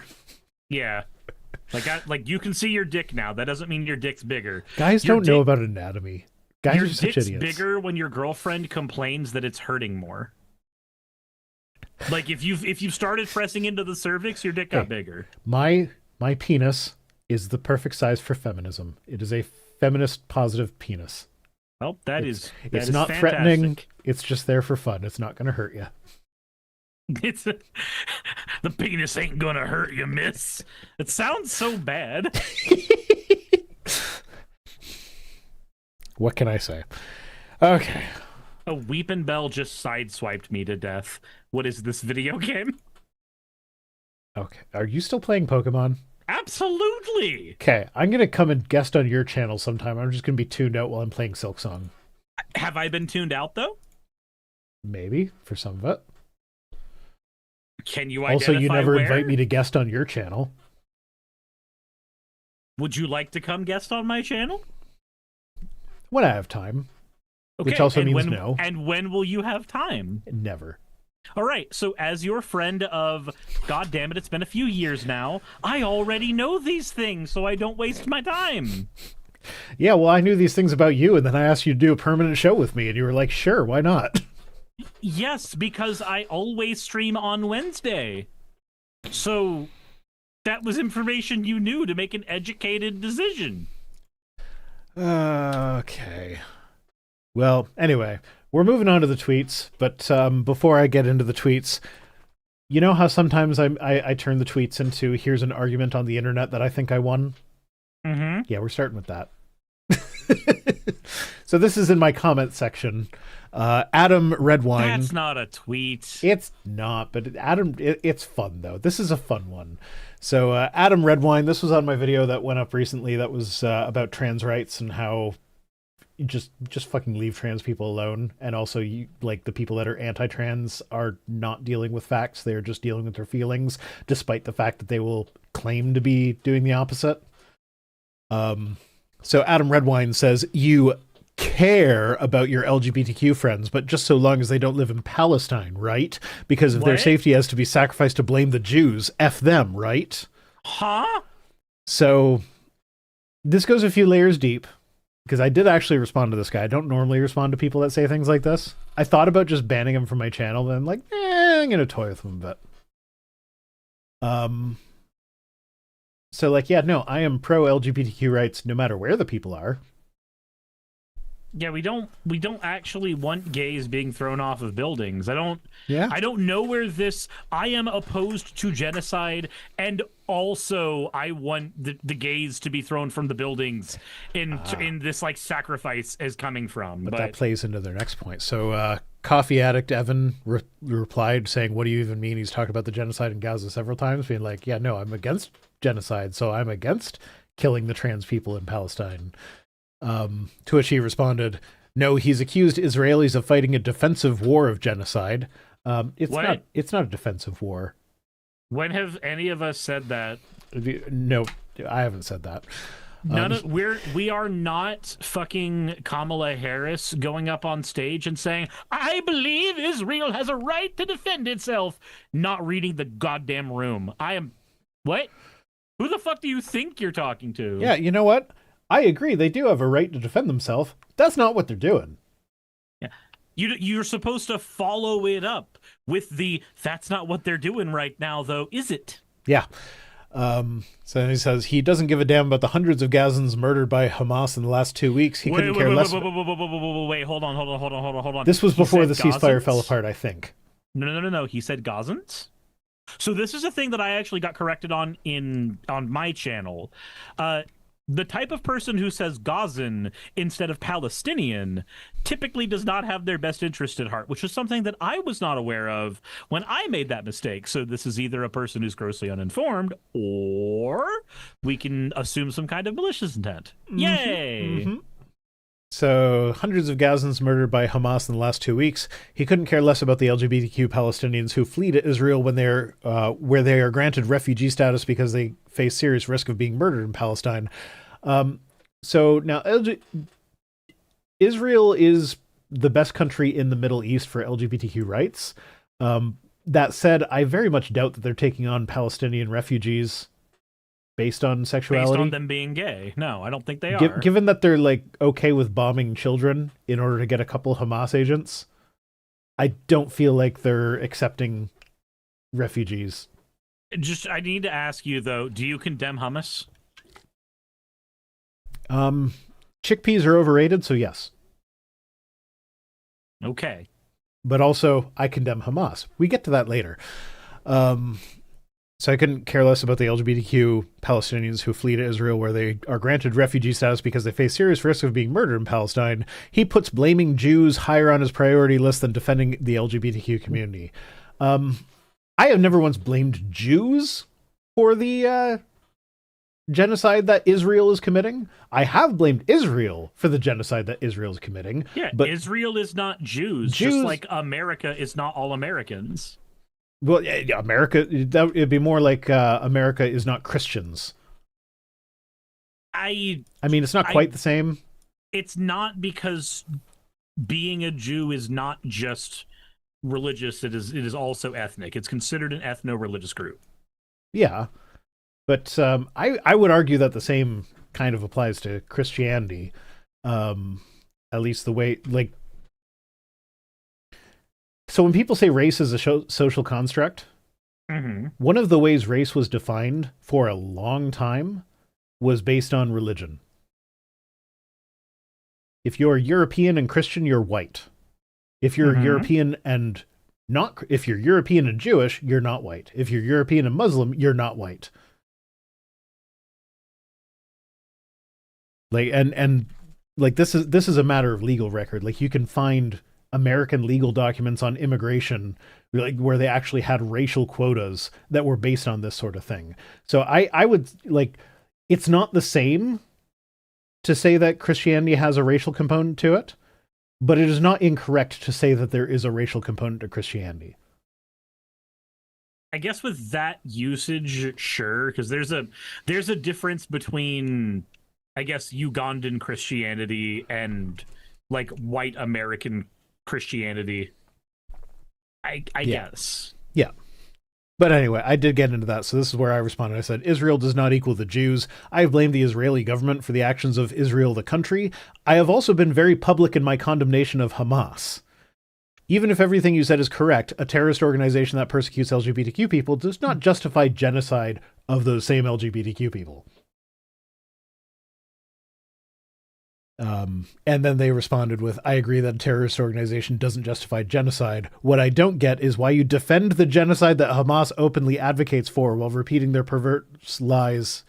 So, okay, here's the thing. I am defending the genocide that Hamas openly advocates for.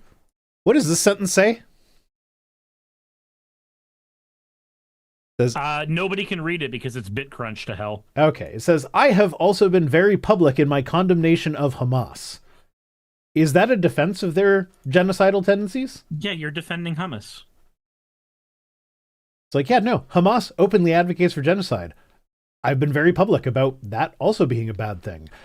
But I also recognize that there's a difference between the people that are advocating for genocide but don't have the power to do it, and the people that are currently actively doing it. Lenari says no one likes Hamas. What are these people talking about it? So there's a bit of nuance there. Well, pretty Hamas, sure the people that are members of Hamas like Hamas.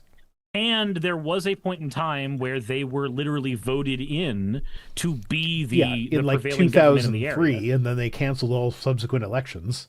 Understandable. The point is, there was a point in time where that was not as true, but at the same time, I can also see a perspective where somebody views them as freedom fighters against a genocider, because when you have no options available to you, anybody who is willing to be your port in a storm is better than the alternative of, dying. Yeah, it's like Hamas might, put themselves in positions where it puts us in danger, but they're not the ones pulling the trigger on the bombs. And yes, obviously they are doing things that are bad. I'm not saying that they are innocent in this, but Israel doesn't have to bomb children in order to get to them. Yes, they do. Don't you know their healthcare doesn't work unless you feed 1,000 souls to the machine? And it was during the ceasefire that the bloodiest day of this conflict happened.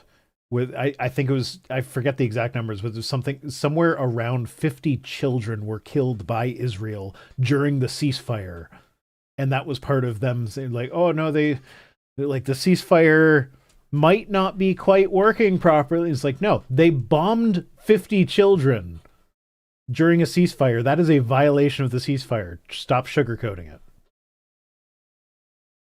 Twilight Grim says, no, that's Warhammer. Yeah, that was the 10,000 souls die every day for Warhammer, is what I was going for. I don't know. Unhealthcare powered healthcare. Anyway, moving on.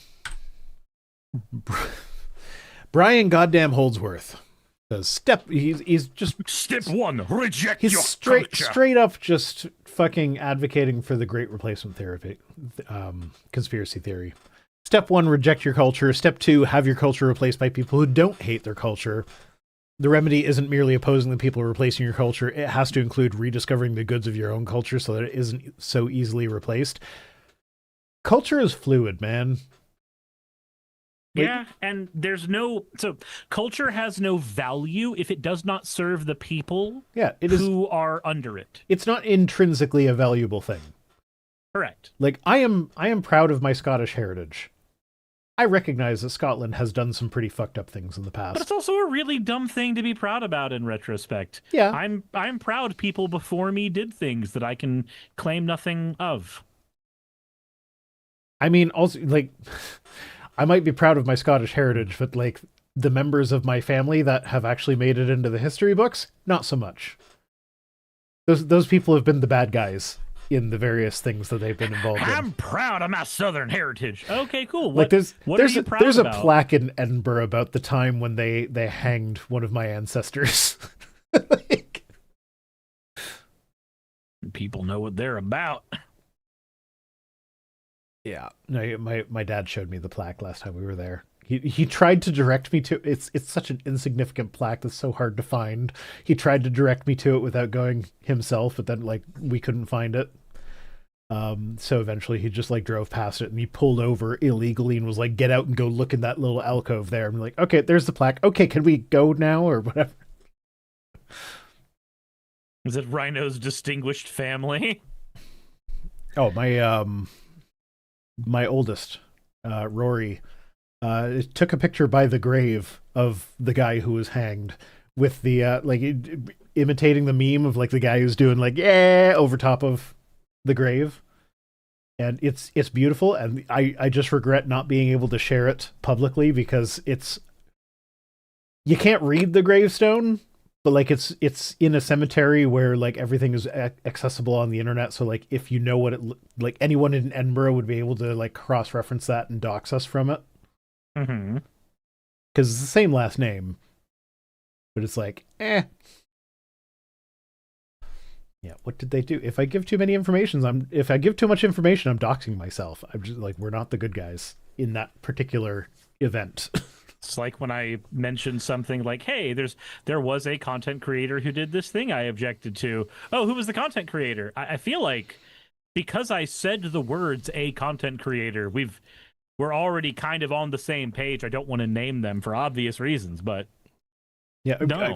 I got excited. I found someone in history with the same last name as me who was like a very important figure in the Anglican Church who was very prominently against slavery at a time when it was popular to not be against slavery. And when I asked my dad about that particular one, he was like, yeah, no, that one, same last name, not related. Fuck. The one chance we had at like actually having a good ancestor. But yeah, so Brian Holdsworth, he's kind of racist. I have a video responding to him on the topic of slavery in the Bible, and yeah, he just comes out and explicitly says that some races are better at some things than others, and some races are more aesthetically good looking than others. As if we're not just gonna accept that that's a preference thing. Yeah, like he's like you just get that one person that just fetishizes Asian women, and you're like, ah, yes, it is because the Asians are genetically superior. Like, no, you're just as weird as that guy now. Yeah, no, I'll see if I can find the title of the video.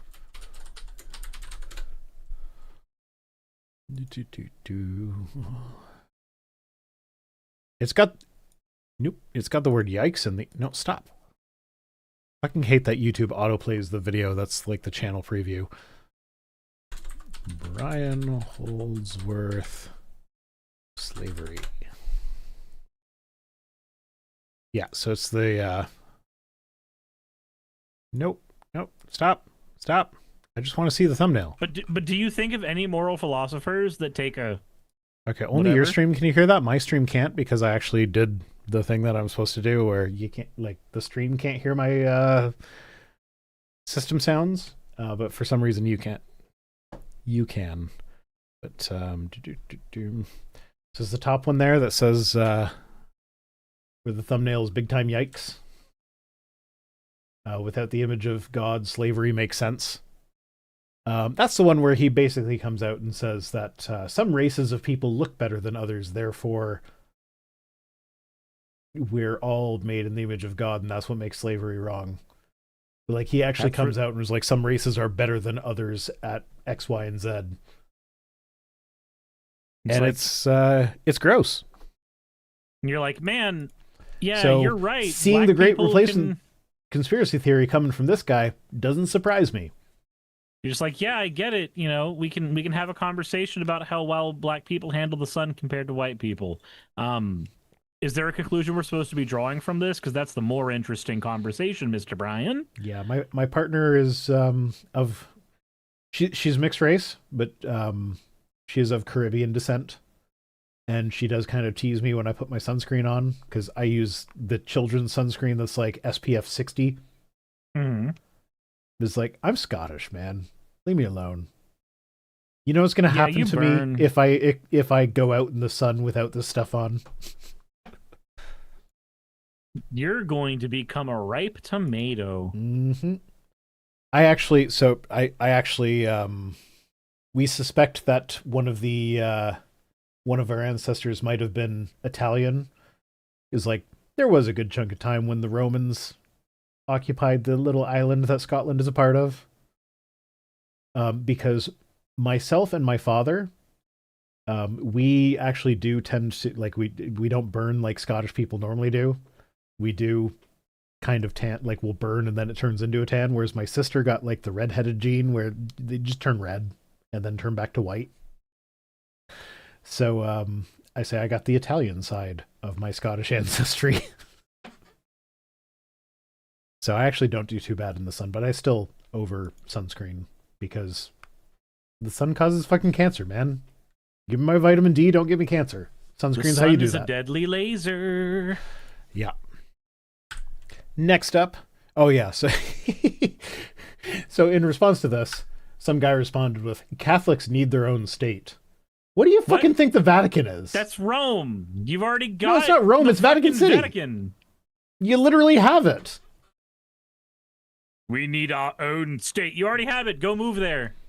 He Fuck did off. reply to that with something like, "Oh yeah, we've tried that in the past, but it keeps getting ruined by those fucking Protestants or whatever." It gets It's ruined like, you by the fucking woke. have one. But yeah, it made me laugh that they're like, "You guys don't even know that you have your own state already? How do you not know that?" But anyway, okay. Cameron Bertuzzi retweeted Zara Sayed, who posted a picture of the weird black cube thing that Muslims walk around in Mecca. Yeah. They tweeted that, saying that nothing is more aesthetic than this. Cameron tweeted a picture of a cathedral with a laughy emoji. And it's like, yeah, the cathedral's pretty, but like, beauty's in the eye of the beholder, man. Like, why are you like you're tweeting out this representation of opulence? Well, so many Catholics are going hungry and being victimized by the priests. But it's like, I'm going to be perfectly honest. I would just respond with a picture of a packed card shop. And just be like, no. it's subjective, man. I have the epitome of beauty right here. Here's the thing though, like, so I took my oldest to Europe this summer. Part of a rite of passage where we take him to the homeland and take him to where our family castle used to be. Which is pretty neat, but like we're also like, we're in the UK, let's pop to some other European countries. And we went to Italy. We saw we went to the Leaning Tower of Pisa, which also has a cathedral there. We went to the cathedral in Florence. And like, yeah, and it is really amazing. It's beautiful. It's gorgeous. It's also very gaudy. A lot of the art is just fucking weird. Like there was a big mural that had a demon that was literally like eating people and then shitting them into hell. And like, it was Who not that subtle. for? You could see the demon's cloaca. Like there was a person halfway through the demon's asshole. And like, you're calling that beautiful? Like, it's great art, but I wouldn't say that it's beautiful necessarily. I mean, Stoff might. Yeah, but that's Stoff. Stoff doesn't count. Stoff needs therapy. Which is, I don't say that derogatorily. Like, my partner is a therapist. If people didn't need therapy, she'd be out of work. I'm gonna find the cloaca.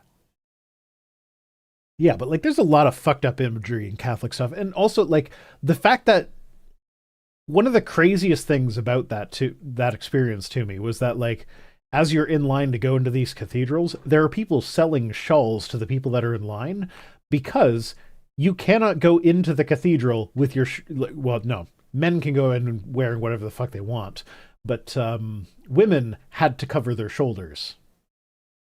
And that just, I was so confused by that, because as soon as you get in there, you are immediately confronted by murals and statues of a bunch of tits out naked women. Like, I need to cover my shoulders to come and look at the naked ladies? Because not covering my shoulders is disrespectful somehow? What the fuck are you even on? Look, it's porn when I think it's porn. Otherwise, it's just art.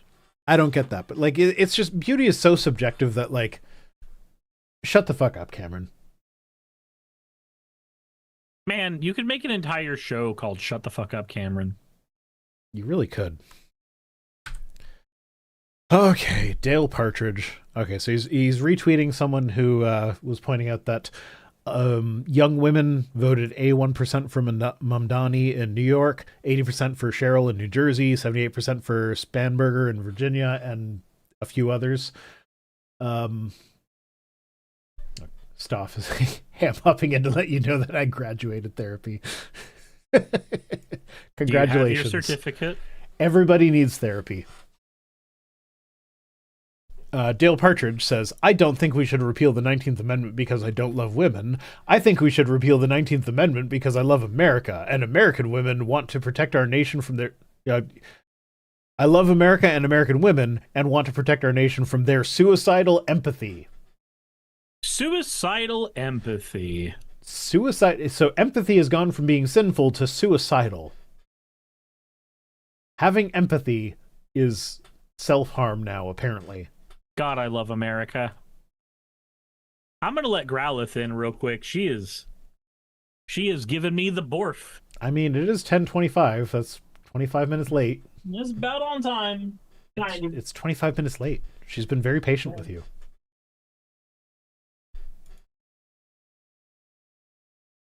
Oh. I don't know how to entertain you people and sources in here. Come on. Somebody give 50... no, we just need 14,400... No, 14,000... no, 400. Yep, $14,400. We need that to get Surus to say an uwu. Someone rich, give $14,400.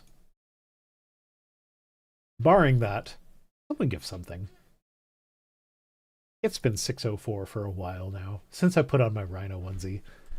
Somebody give $1. No, you can't give $1. I think the minimum is $3. Project Share needs your help. Yes, that's right. I'm going to e-beg. Well, Surus, let's Growlithe in. Be sure to ask Surus about the Power Commission.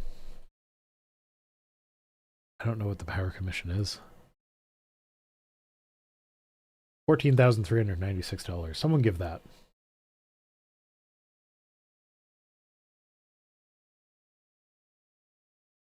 I've got to have a rich viewer somewhere, right? One of you's got to be rich. I didn't win the lotto today, sorry. Plow King! We were just talking about you. Okay, Plow King. That episode of The Simpsons, the Plow King episode. Would you find that amount of snow anywhere in California? Because I said no. And everybody else is like, no, California gets snow all the time. It's a regular occurrence. And I'm like, but no, though. Not the amount that's shown in The Simpsons. So, come on, Plow King. Confirm with us that that's not California.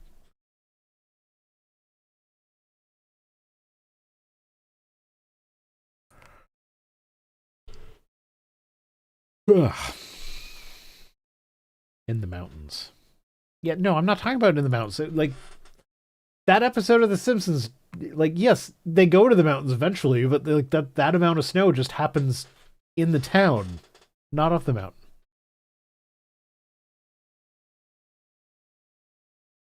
I'm talking about, like, in the places that are populated. The kinds of places where they got 1 centimeter of snow and were worried that my flight might get canceled.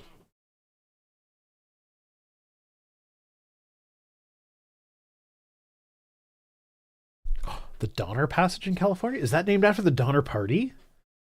Like Cannibalism Pass? Because I know about the Donner Party.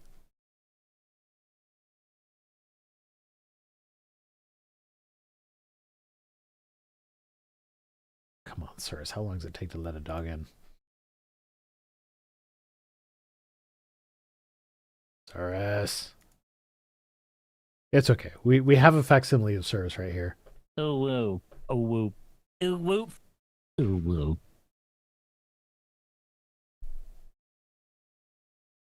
Have you seen the game, the Donner Dinner Party? There's a Donner Dinner Party game? Oh my god. I'm gonna have to look into this. Oh, no. Not in that window. Donner Dinner Party.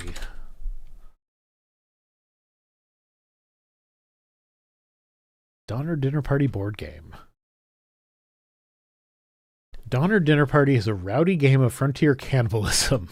Who's safe when there are cannibals hiding among you? Oh, is this like One Night Ultimate Werewolf if somebody's a cannibal? That's the question at the heart of this fast-paced game of social deduction in which cannibals and pioneers face off in a fight for survival. Set in the winter of 1846, players are members of the ill-fated Donner Party wagon train, stranded atop a mountain with no food. Who will avoid becoming tonight's dinner and make it off the mountain alive? And who are the suspicious scoundrels hungry for human flesh? In more detail, Donner Dinner Party is a social deduction game in which players are either pioneer or cannibal. Each player has equipment as well, and sometimes that will help you survive, unless, of course, you're a cannibal, in which case you might want to play dumb about what you have. The party goes hunting regularly to survive, and the cannibals will try to thwart these efforts since they really prefer the taste of human flesh. That's not... Okay, they didn't prefer the taste of human flesh. They were desperate. In the end, if the number of cannibals equals the number of pioneers, the cannibals win. If the pioneers survive 7 weeks without this happening, then they win instead. Okay. That seems like a silly game. My favorite, though, is there was an Antarctic expedition. I think Edmund Hillary was on it. I don't recall. I know he did an Antarctic expedition, but I don't know if it was this one. I think it was this one. But there was one where they were desperate for food, and they started eating their sled dogs. But because they ate all of the sled dogs, including the organ meat, they ended up overdosing on vitamin A, and a lot of the symptoms that they had that they attributed to starvation were actually vitamin A toxicity because they were eating the dogs' livers. And so if they had eaten everything except for the livers and organ meat, they would have been fine.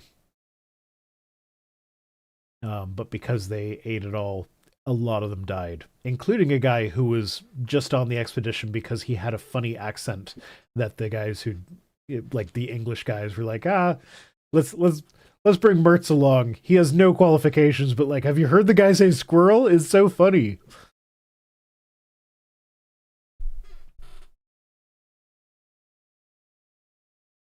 My God, Cyrus, how long does it take to let a dog in? Fuck you. Fuck you, Cyrus. You're the worst. Oh.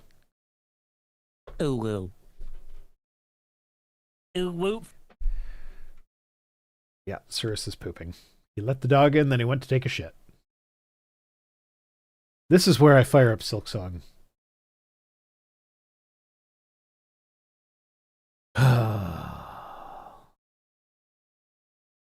Seriously, I'm gonna do it. I'm gonna launch Silksong. I'm gonna fucking play a video game because Cyrus is taking too goddamn long. Let's see. Should I?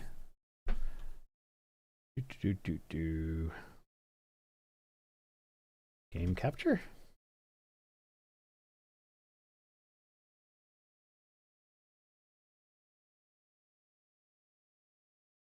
Silksong.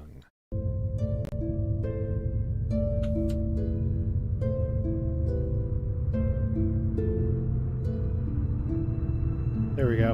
I'm playing this until Cyrus gets back. Because I got nothing for you. Probably plug in my controller. Okay, I'm back. Oh, fuck you. What? I was just about to start playing Silksong because you were taking too goddamn long. I'm sorry? But then you got back. And now I can't. Well, that is... You can play Silksong when we're done. I know. We were talking about... While you were gone, we were talking about cannibalism. Mm-hmm. We were talking about... I mean, you taking a shit. Did you take a shit? I feel like you took a shit. No, actually. I had to take a piss. And Saki forgot to put rice on. I thought that... Because we're supposed to be able to have rice later for dinner. In between streaming stuff. Okay. So I had a couple of things to do after letting Growlithe in, and then I was able to run back. Okay.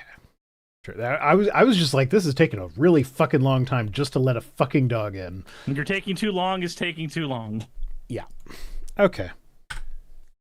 Dale Partridge, again, says, this is worse than New York City electing a slur for trans person.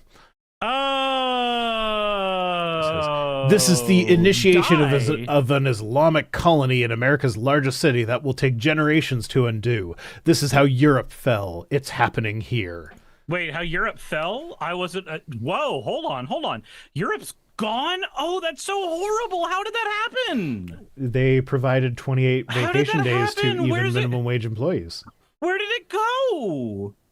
Oh my God, I have so many friends in Europe. I've got Suza's in Finland, Yara's in Germany. They're all dead now? It all fell?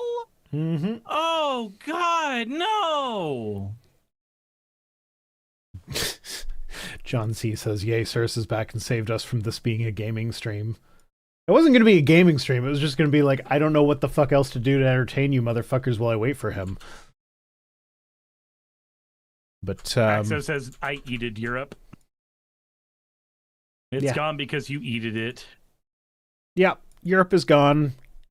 This is how Europe fell, by letting Muslims in. First they let the brownies in, then they let the brownies convert. Yeah. I shouldn't click randomly, because now I just accidentally zoomed. Whee! They're all dead now. Where the God, I'm fuck so is- sad.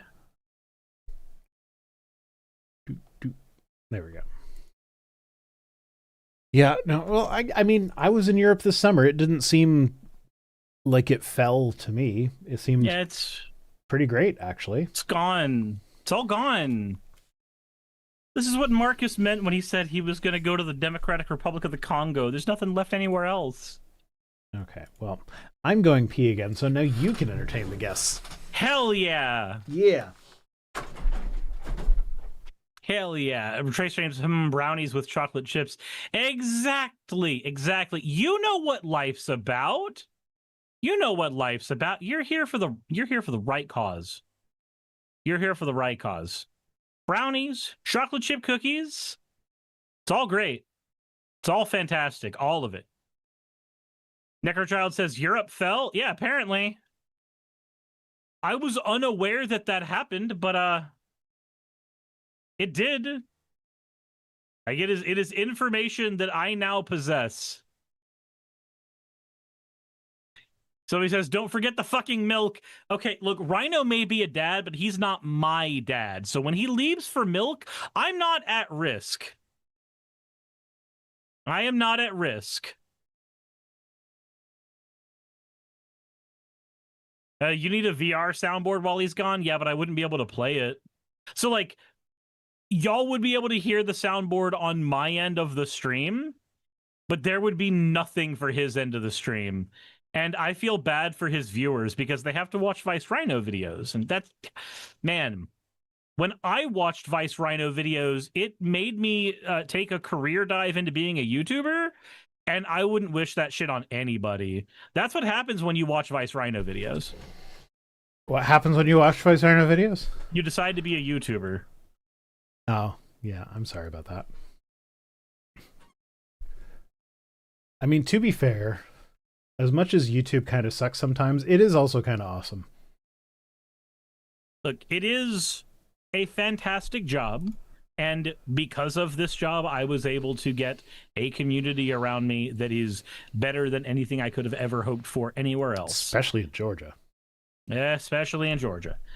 That said, I did like when I did my video talking about the fuck up with Patreon, there was somebody in the comment section that said, well, good, YouTube's not a job anyway. I'm just like, that's certainly an opinion.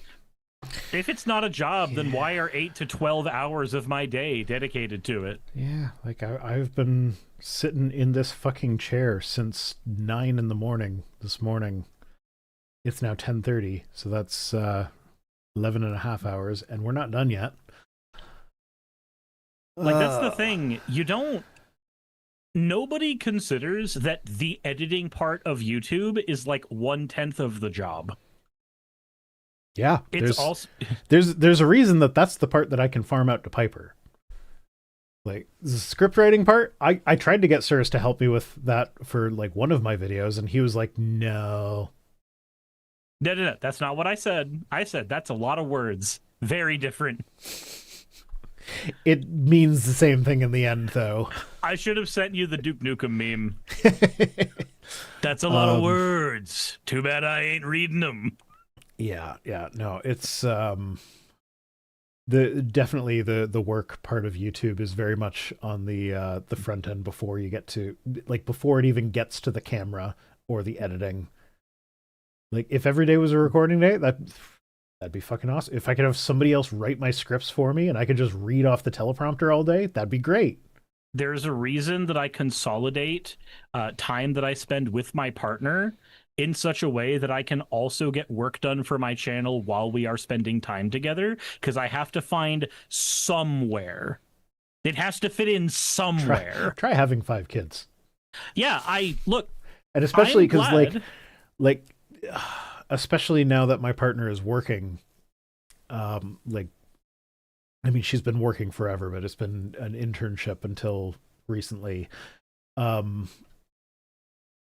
It's kind of this weird thing where, like, I'm still the person who makes the most money in the house, so I'm the one paying the bills for the most part. But because of what my job is, I'm also the one that, like, if the school calls and says, "Hey, your kid was biting the other kids today," I'm the one that has to go pick them up. Because, like, yeah, I might be the primary breadwinner, but she can't leave in the middle of a client session to go get a misbehaving kid from school. Whereas correct. I can put the script down, and that just means that I'm going to have to, like, oh, I guess we can't spend time together tonight, honey. I have to continue writing my script.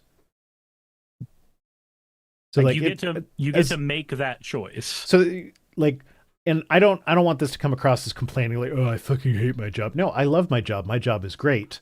And No, the it's your fact that it kids you has hate. that flexibility is amazing. Rhino, why was your kid biting another kid? Well, there are some diagnoses going on with the youngest, which I'm not going to share in full because there are potential family court issues that I don't even want to come up if I start oversharing. So just going to leave it alone. But yeah, no. So on the one hand, like, it's annoying that my job is the one that gets disrupted for the sake of being able to be flexible. But on the other hand, it's the one that can be disrupted. Like, on the other hand, you have the flexibility, and that's the cool thing. Yeah. Like, I will say, and this is not to say that one job is better than another or worse than another in any way, but there is a comfort to rigidity in schedules. There is a massive comfort to it that I have not had for almost a decade because of what I do. I technically I have a schedule of wake up, either do breakfast or do magic videos, depending on if I'm going to the gym, then go out and go to the gym, take care of errands, and then come back home and immediately start stream, and then finish stream, and then go to bed and do it all over again. Technically, that's my schedule. Do you know how many days a week I'm able to functionally adhere to that schedule? Yeah. Maybe 2. And also, like, I would also like to point out that, like, one of the reasons that I am the primary breadwinner is that my partner, being a therapist, she does kind of set her own schedule. There is a bit of flexibility there, but, like, she has set her schedule in such a way that it is going to be compatible with my schedule and the kids' school schedule. So, also, like, Dead Domain, thank you so much for the raid. How was your stream? Dead Domain, nice. Yeah, you got to do the pitch. Dead Domain, and your viewers. First off, love the channel. You're great. Secondly, we are raising money for Project Share Niagara right now. It's a food bank in the area. They're much more than a food bank. They also help. They have a hand in running a homeless shelter. They help people with late bills. They help people find jobs. They help people with childcare and a bunch of other stuff, like they do school supplies for kids. They do a lot of good in the community. We have raised $604. $550-ish of that was just tonight, and that's why I'm in this silly Rhino onesie. And I don't think we're going to get to the $15,000 to get the happy Cirrus ooh tonight, but that is a thing that will, if you want Cirrus to say ooh and be happy about it, we need $15,000. I know that ain't happening, but much like many conservative wives, I have to be honest with you, I will be faking it. Well, yeah, but it's good enough for me. Much like many conservative men. Ooh. Ooh. Ooh, And that's my ooh button. but ooh. And it's just the way the stream happened last time. You can hear that you were just, like, going into something else, but it had to be cut off. But yeah. So we're trying to raise money for a good cause, and we'd appreciate all the help that you can give. Lenari is asking, how long is the campaign? It's all of November. Alan Eichel says, link, it should be the pinned comment. Yep. If you go to donate.vicetoronto.com, that is a forwarded link. Sometimes it has issues, but we've got pinned comments all over the place. If you're on my stream, there's chatbots spamming the chat with it. On Cirrus's stream, there is a pinned comment with it. It should be pinned. Hold on. Let me make sure that it didn't get unpinned for some reason, because Twitch is great and wonderful and fantastic and hates children and doesn't want them to be fed. I mean, you're the one that refused to give a number for the uwu. I had to, like, make it an all or nothing thing. Robert Ad said used to be pinned. Okay, let's do this thing where we press the button. There we go. I sent it again. Let me see if it lets me keep it pinned when I pin it. There we go. It is pinned now. There we go. So if one of y'all is rich and cares to give $14,400, we can get Cirrus to be happy about saying an uwu. Trace James says that was fun. That was a fun night last week when he got nuked. Yeah, so Piper, who collects the uwu clips for me so I can put them on my soundboard. There were 40 individual uwus from last week, thanks to the nuke. All right, moving on. Elon Musk says Really? Western civilization is doomed unless the core weakness of suicidal empathy, there's that term again. Wait, wait. Who fucking coined the term? Because now we know that somebody's fucking coining the term and throwing it everywhere. Uh-huh. Yeah, suicidal empathy is recognized and actions are taken that are hard but necessary for survival. I mean, color me shocked that the richest guy on the planet got to be the richest guy on the planet by lacking empathy. Like, I mean, yeah. This is why I will never be fabulously wealthy, because I have empathy, and when I have money, I'm like, hey, what can I do with this money that will actually make other people's lives good? Now, I do like to see the number go up in my bank account, but there comes a point where it's like, that is more than I need, so I will give to others. At a certain point, you recognize that you have enough to be comfortable and you are no longer panicking about whether or not you'll be able to afford your bills. And once you get to that point, most normal people go, oh, I guess I don't need anymore. Like once, so with my panic that happened on Patreon, when we hit the numbers to where I was free of the bill problem, free of credit card debt as well, which I have not been for a while because of the aforementioned bill problems in general.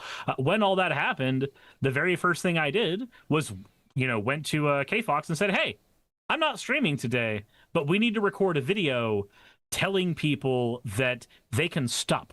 Like, we did our thing. We got what we needed. If people want to donate, that is entirely their prerogative, but I do not want them thinking that they need to anymore because we hit our thing. We did it. When you get to that comfortable point, most normal fucking people go, okay, I'm comfy. I'm fine. People like Elon Musk and Jeff Bezos, they don't do that. They don't have normal fucking people reactions to money. They go, no. My soul is a bottomless pit and I need more. Indeed they do. And then a lot of us don't really have a choice but to utilize their services. Like, I just say, I shop on Amazon still. And like, here's the thing. If you go to my Blue Sky, you'll see me complaining about my mouse. This is the G502 by Logitech. It's a great mouse. I love all the buttons that it has. I'm like, they're all mapped to things that I do all the time. And it's ergonomic enough that it doesn't hurt my wrist or whatever.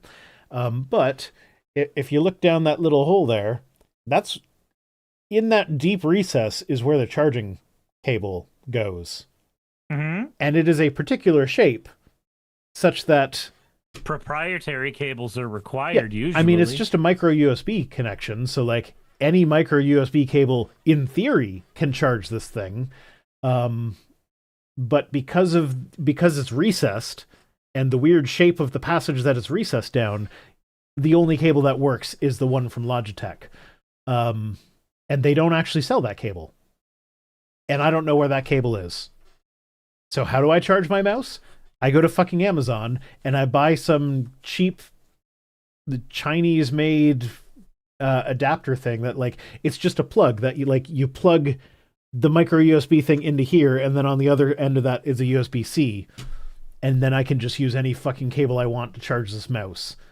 So like, what should not have been an issue, that some engineer was like, hey, we can maybe make extra money selling cables if we design it this way, but then they never actually sold the cables. It was solved with like a little tiny bit of plastic that I shouldn't need, but I got from Amazon and enriched Jeff Bezos in the process.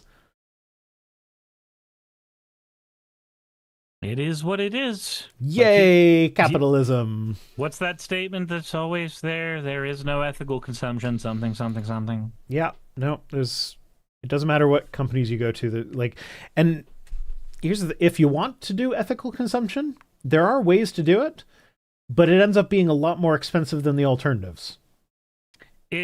The expensive isn't the part that I'm mostly worried with. It's that most people don't have access to it. So like let's say, I mean, yes, obviously like tailor-made clothes are going to be far more expensive, even if it's a shop that somebody's running out of their backyard, right? But it's also in general always going to be harder to find people and find co-ops for everything that you need in life. At some point, you're going to find somebody who's an evil bastard who's got a monopoly on the thing that you need. Mm-hmm. And that sucks. Well, I don't want to live in that world. Even in instances where I would be it's probably as ethical as it's possible to be under capitalism. Like if you go to good.store, that is a company that like they sell a bunch of stuff that like 100% of the profits go to charity. And one of the things I was looking at was dishwashing powder, because the thing with dishwashing powder is there's no reason for it to be worse than the pods, but the pods are more expensive. The companies charge more for the pods. And so what the companies are doing is because like, oh, I make pods and I make the powder, and in practice it's really the same shit. But what they've started to do is been like, okay, well, we will actually formulate the powder to not work as well as the pods so that you can buy the more expensive product, because yay, capitalism. And yep, Trace James says roll technology connections. Exactly. That's exactly where I'm going. Yeah, like when I saw that he released a video on dishwasher detergent, I immediately started watching it. And then my partner was like, yeah, sure, you're not autistic. But yeah, so I looked at he prompted them to develop the dishwasher powder for good.store or whatever. And so I looked into it, and it's like they did all the independent testing, and all the independent testing says that their dishwasher powder is better than the most pods that are on the market. And I'm like, okay, I'll try this out. I go to add it to my cart, put in the shipping address, and then once everything's said and done, just a little over a month's supply for me is going to be like $40. Or I could just go to Walmart and buy the $5 big box of powder that's going to last me for like 3 months. And like, yeah, it's not going to be as good as the pods, but like whatever doesn't come out of the dishwasher, okay, can then just be scrubbed by hand and it's fine. So it's like, I would love to buy the better powder that is ethically sourced and whatnot, and whose profits all go to charity. But like, I can't justify $40 a month for what should be like a couple bucks a month. So yeah, Axo says it's only harder when you get with like the anti-genocide boycotts, when you see the long list that is effectively every fucking chain in existence. There's a whole ass YouTube channel where his shtick is like I'm sure you guys have seen him. He's all over the place and be like, "So Nestle, what are you up to today?" And then he like gets to him in character, and be like, "Well, you know, this is what I sell today, but I used to do weapons manufacturing." Or whatever, and like every company has like some deep dark secret that he will dig up, and you're like, oh yeah, no, there is no ethical consumption under capitalism. You're all like, it's Ryan Kelly like, is apparently his name. It's almost like the system is the problem, and that's why people tend to find themselves being anti-capitalists, because you can spend your time uselessly fighting against symptoms, or you can spend your time educating people on how the system that they fucking celebrate is literally programmed to make them fucking fail. Yep. But the line must go up, sirs. Line go up. Line go up. Line go up important. Line must always go up. Why would you not think that line go up is the most important thing in the world? AI make line go up. AI make line go up. AI make line go up big. We like AI get rid of people who make line go down. Line go down when pay employee. Line go up when no employee. Yeah. AI, line up. AI. AI. Line up. Line. Fuck off. You say fuck off, but we're on the exact same wavelength. I was not saying fuck off to you. I was saying fuck off to those companies that are shoving AI down our throat for absolutely every goddamn thing. Oh, you weren't very specific about that. No, it sounded like it was directed at you. I apologize for that. It was directed at other, like, okay. Can we talk about my fucking phone? Can I complain about my goddamn phone for a second? Sure, you can. Okay, so it's a flagship phone. Only reason I got a flagship phone is my idea is like if I buy it, it should be good for several years. If you get the best of the best, then it'll last for. It's the Terry Pratchett thing, the Boots theory of economics. Yeah, it's the Boots theory of economics, but that doesn't work for phones because they're built with planned obsolescence in mind. Yes, they are. However, if you get the top line one, then it should, in theory, last longer. No, it's made with the same parts. Okay, but to be clear, though, the most demanding shit that I need to do is like play Candy Crush while I'm shitting. Like that is literally the most demanding thing I do with my phone. So it doesn't need to be great, and we've reached a time when even the cheap ass phones will do it just as well as the flagship phones. Like, yeah, if I'm running a benchmark, the cheap ass phone will not do as well as the flagship, but for everyday use, they're both probably fine. Oh fuck, we've gotten up to 8:27. I'm gonna interrupt my rant to check on donations. Okay, so where were we? Someone donated $169 was the last one. Jared M donated $61. Someone donated $62, and someone donated $100 saying happy to help a well-meaning group. Also, let there be uwu. We could also let there be not that. We can do none of that, and I think the world will be just as good as before, if not better. Yeah, actually. So back to complaining about my phone. So you have a phone? Yeah, my idea with getting the flagship was like I don't need it to do much. So if I don't need it to do much and I get the best one, it will be able to not do much for a lot longer than if I get the crappy one.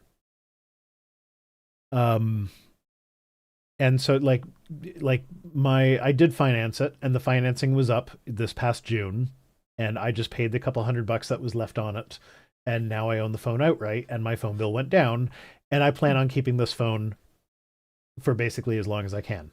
That was my idea. But like every time there's an update, they make it worse.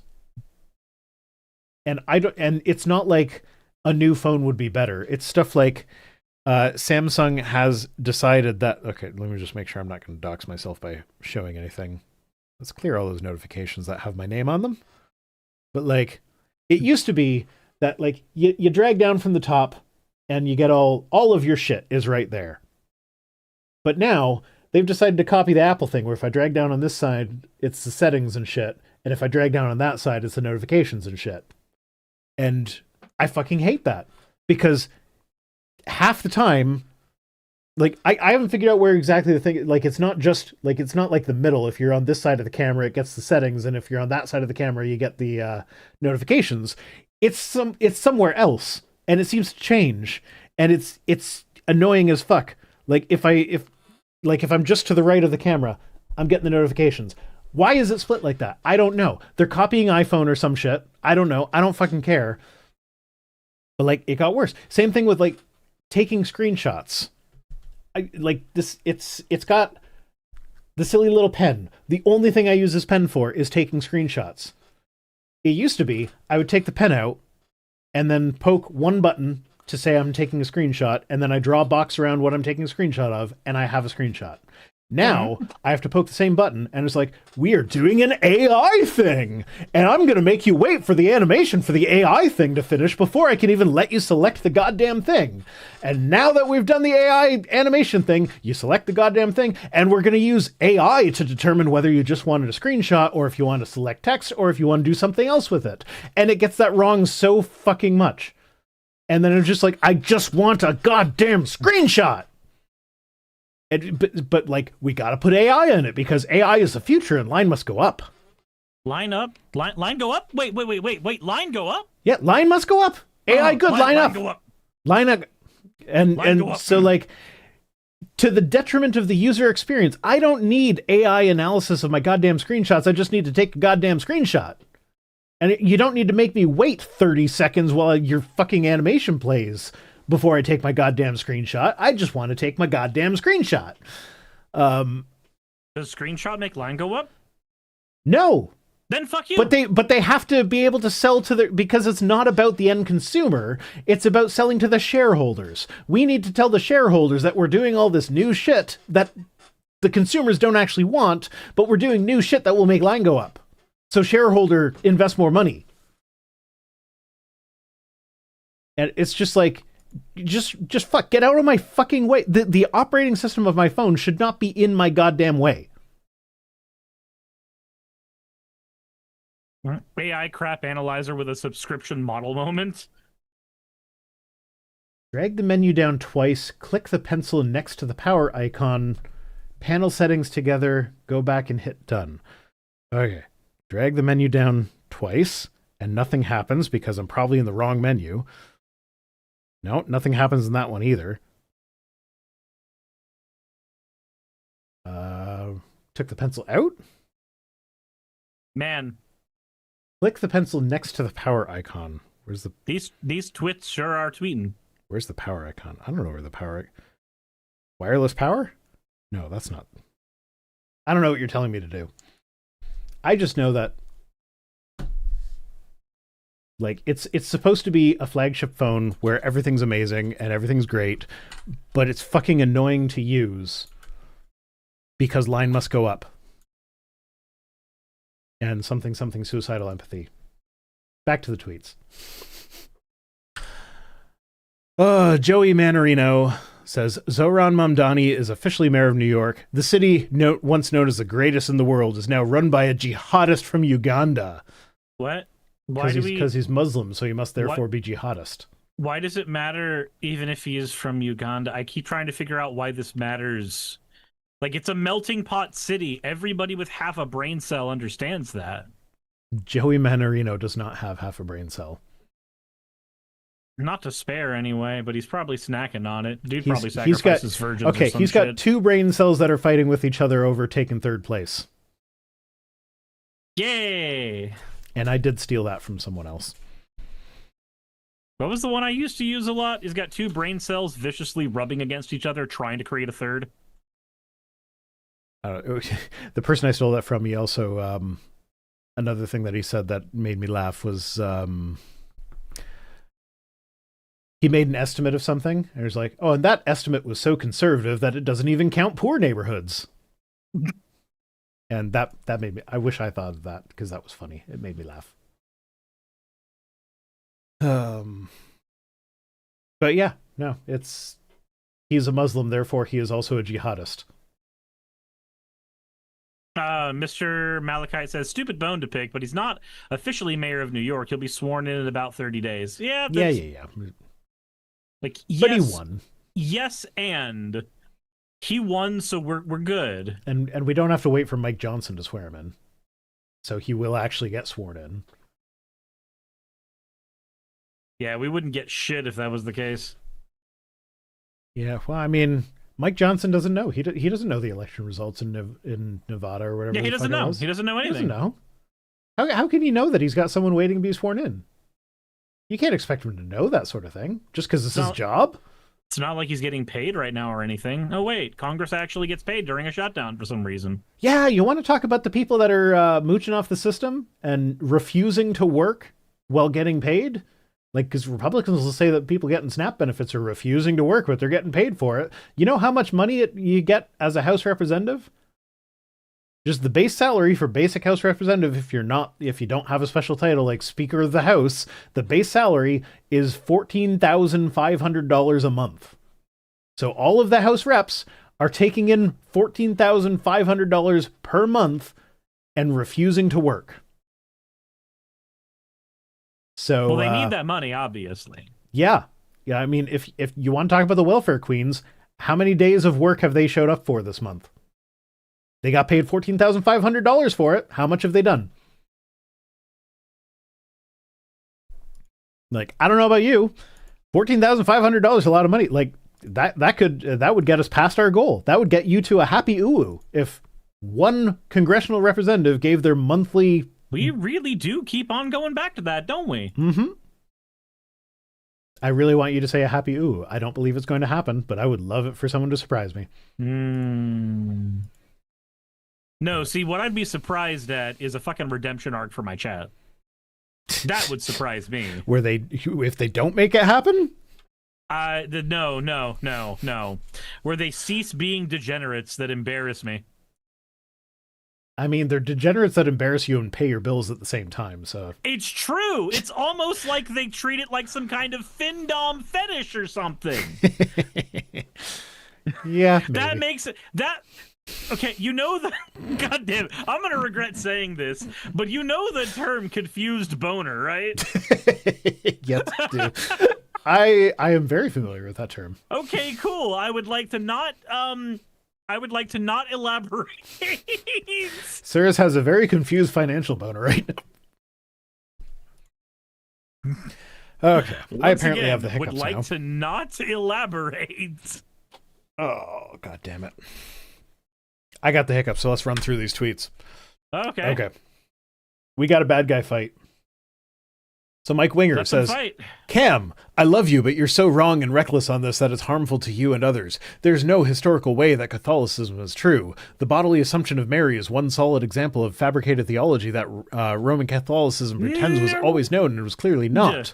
To which Cameron replied, Mike, I love you, but you are so wrong and reckless that it is harmful to you and others. There's no historical way that Protestantism is true. Sola Scriptura is one solid example of fabricated theology that Protestantism pretends was always known and was clearly not. Fun fact, they're both right.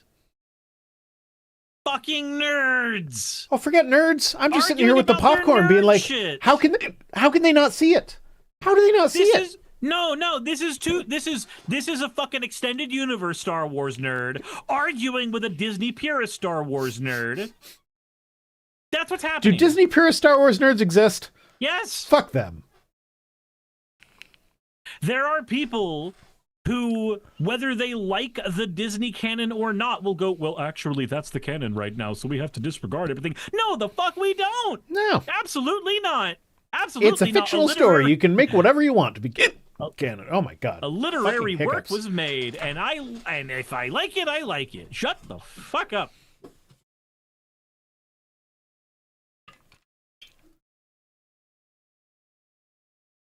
Taco Senpai says, Sirs, if you reach your goal, you should both sing You're a Loser Baby from Has Been Hotel. We did that before.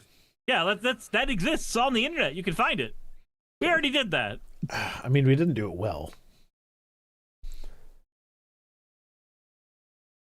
No, they didn't pay for well.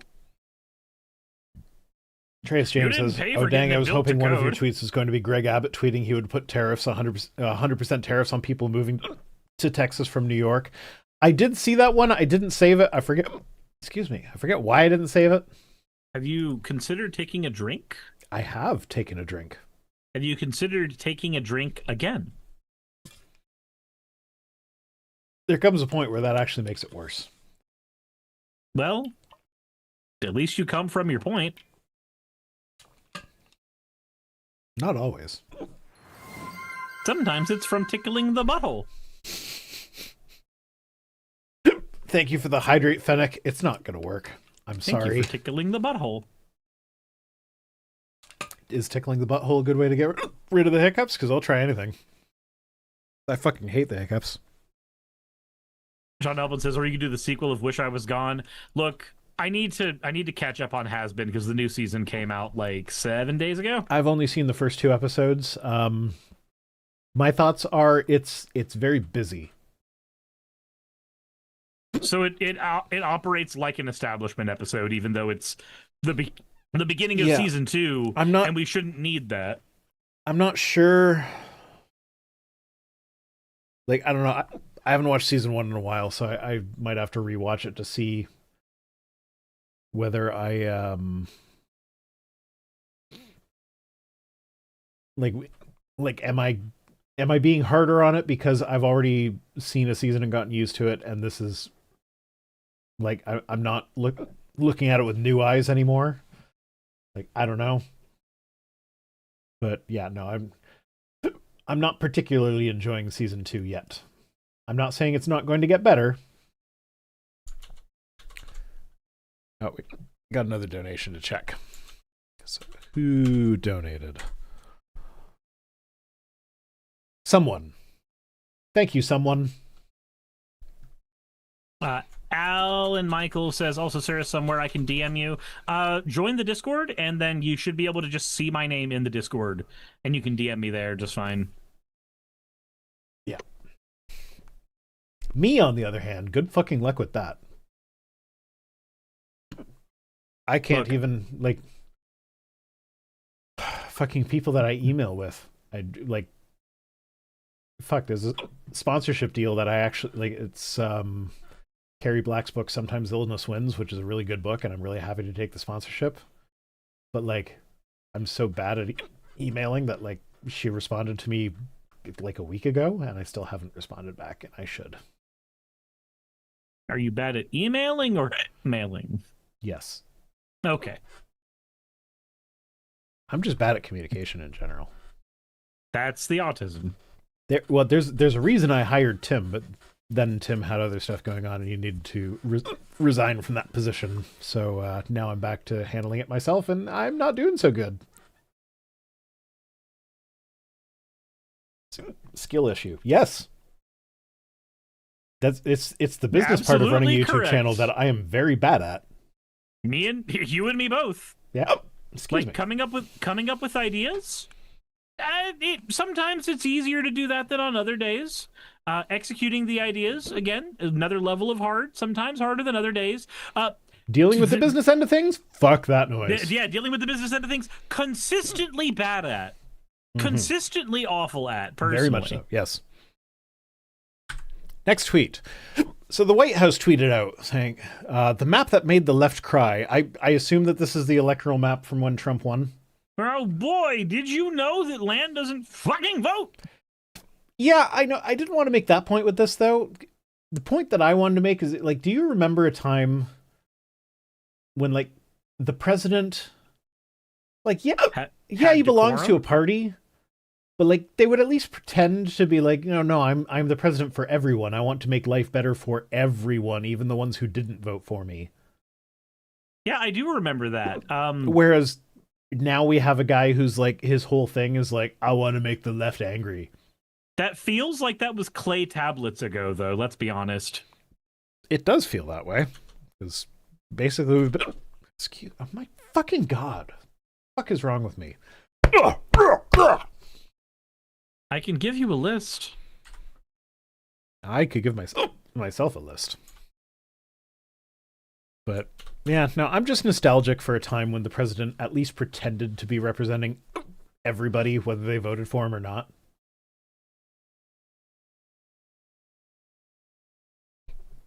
Because like this whole my job as president is to troll the left. No, it fucking isn't. It's to make life better for Americans. But there's a bunch of really edgy dumb shits on 4chan that really like the idea of the president's job being troll the left. So that's what it's going to be. I'm not going to sleep tonight because I'm just going to be hiccuping all night. Sounds like you need somebody to punch you in the gut. I just did that to myself. Didn't you hear that?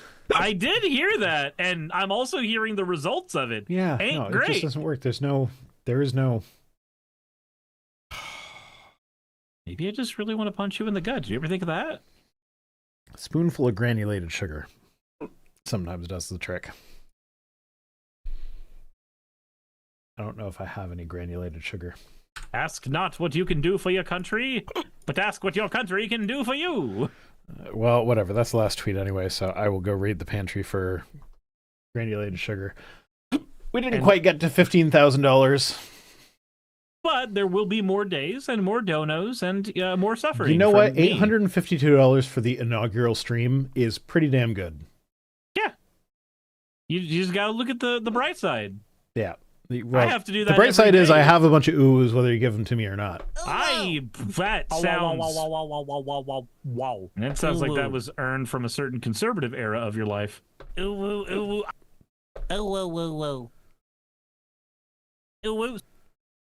Can't that word.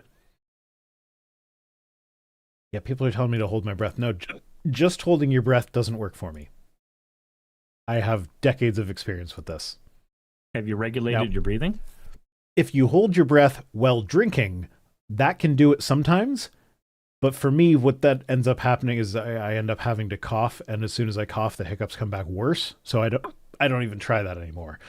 Spoonful of sugar, what that does is because it's slightly difficult to swallow, it like resets your brain's autonomic functions and basically forces it to pay attention to what it's doing again. Because the hiccups are it's the fish part of your brain trying to breathe through gills that don't exist anymore. So if you do something like if you swallow something that's hard to swallow, so if anybody needs a blowjob, then that can sometimes do the trick. So yeah. Time for me to go figure out how to get rid of these hiccups. So very carefully. Are you streaming after this, Cirrus? I'm going to be taking a quick break of about 10 minutes to go make food, but then yes, I will be streaming. Okay, then I will probably throw to you. Where did my end credits button go? I think I deleted my end. Oh no, there it is. I found it. It's in the same spot it is every week. But you didn't find the relief for the hiccups. No, well, that's what I'm going. Fennec is asking if you can put up the words. I will put up words, yes. Okay. I will put up words for everybody. That is a thing I can do. So I will raid you. You can raid elsewhere. That's fine. I'm not going to feel slighted. Well, I know a lot of my audience is collecting points on your channel, and they get bonus points if they participate in a raid. No. Yeah, you can just fucking go elsewhere. That's fine. No, but I'm thinking if I go elsewhere and say that we were raising money for charity, then maybe somebody that would be a good idea. I think I agree with that. Not just because it keeps people from earning points on my channel, which is a certain benefit to me, but also just in general. Yeah, that's fine. Let's raid Jake. I'll raid Jake. Okay. Bye, everyone. As always, fuck off. Or whatever.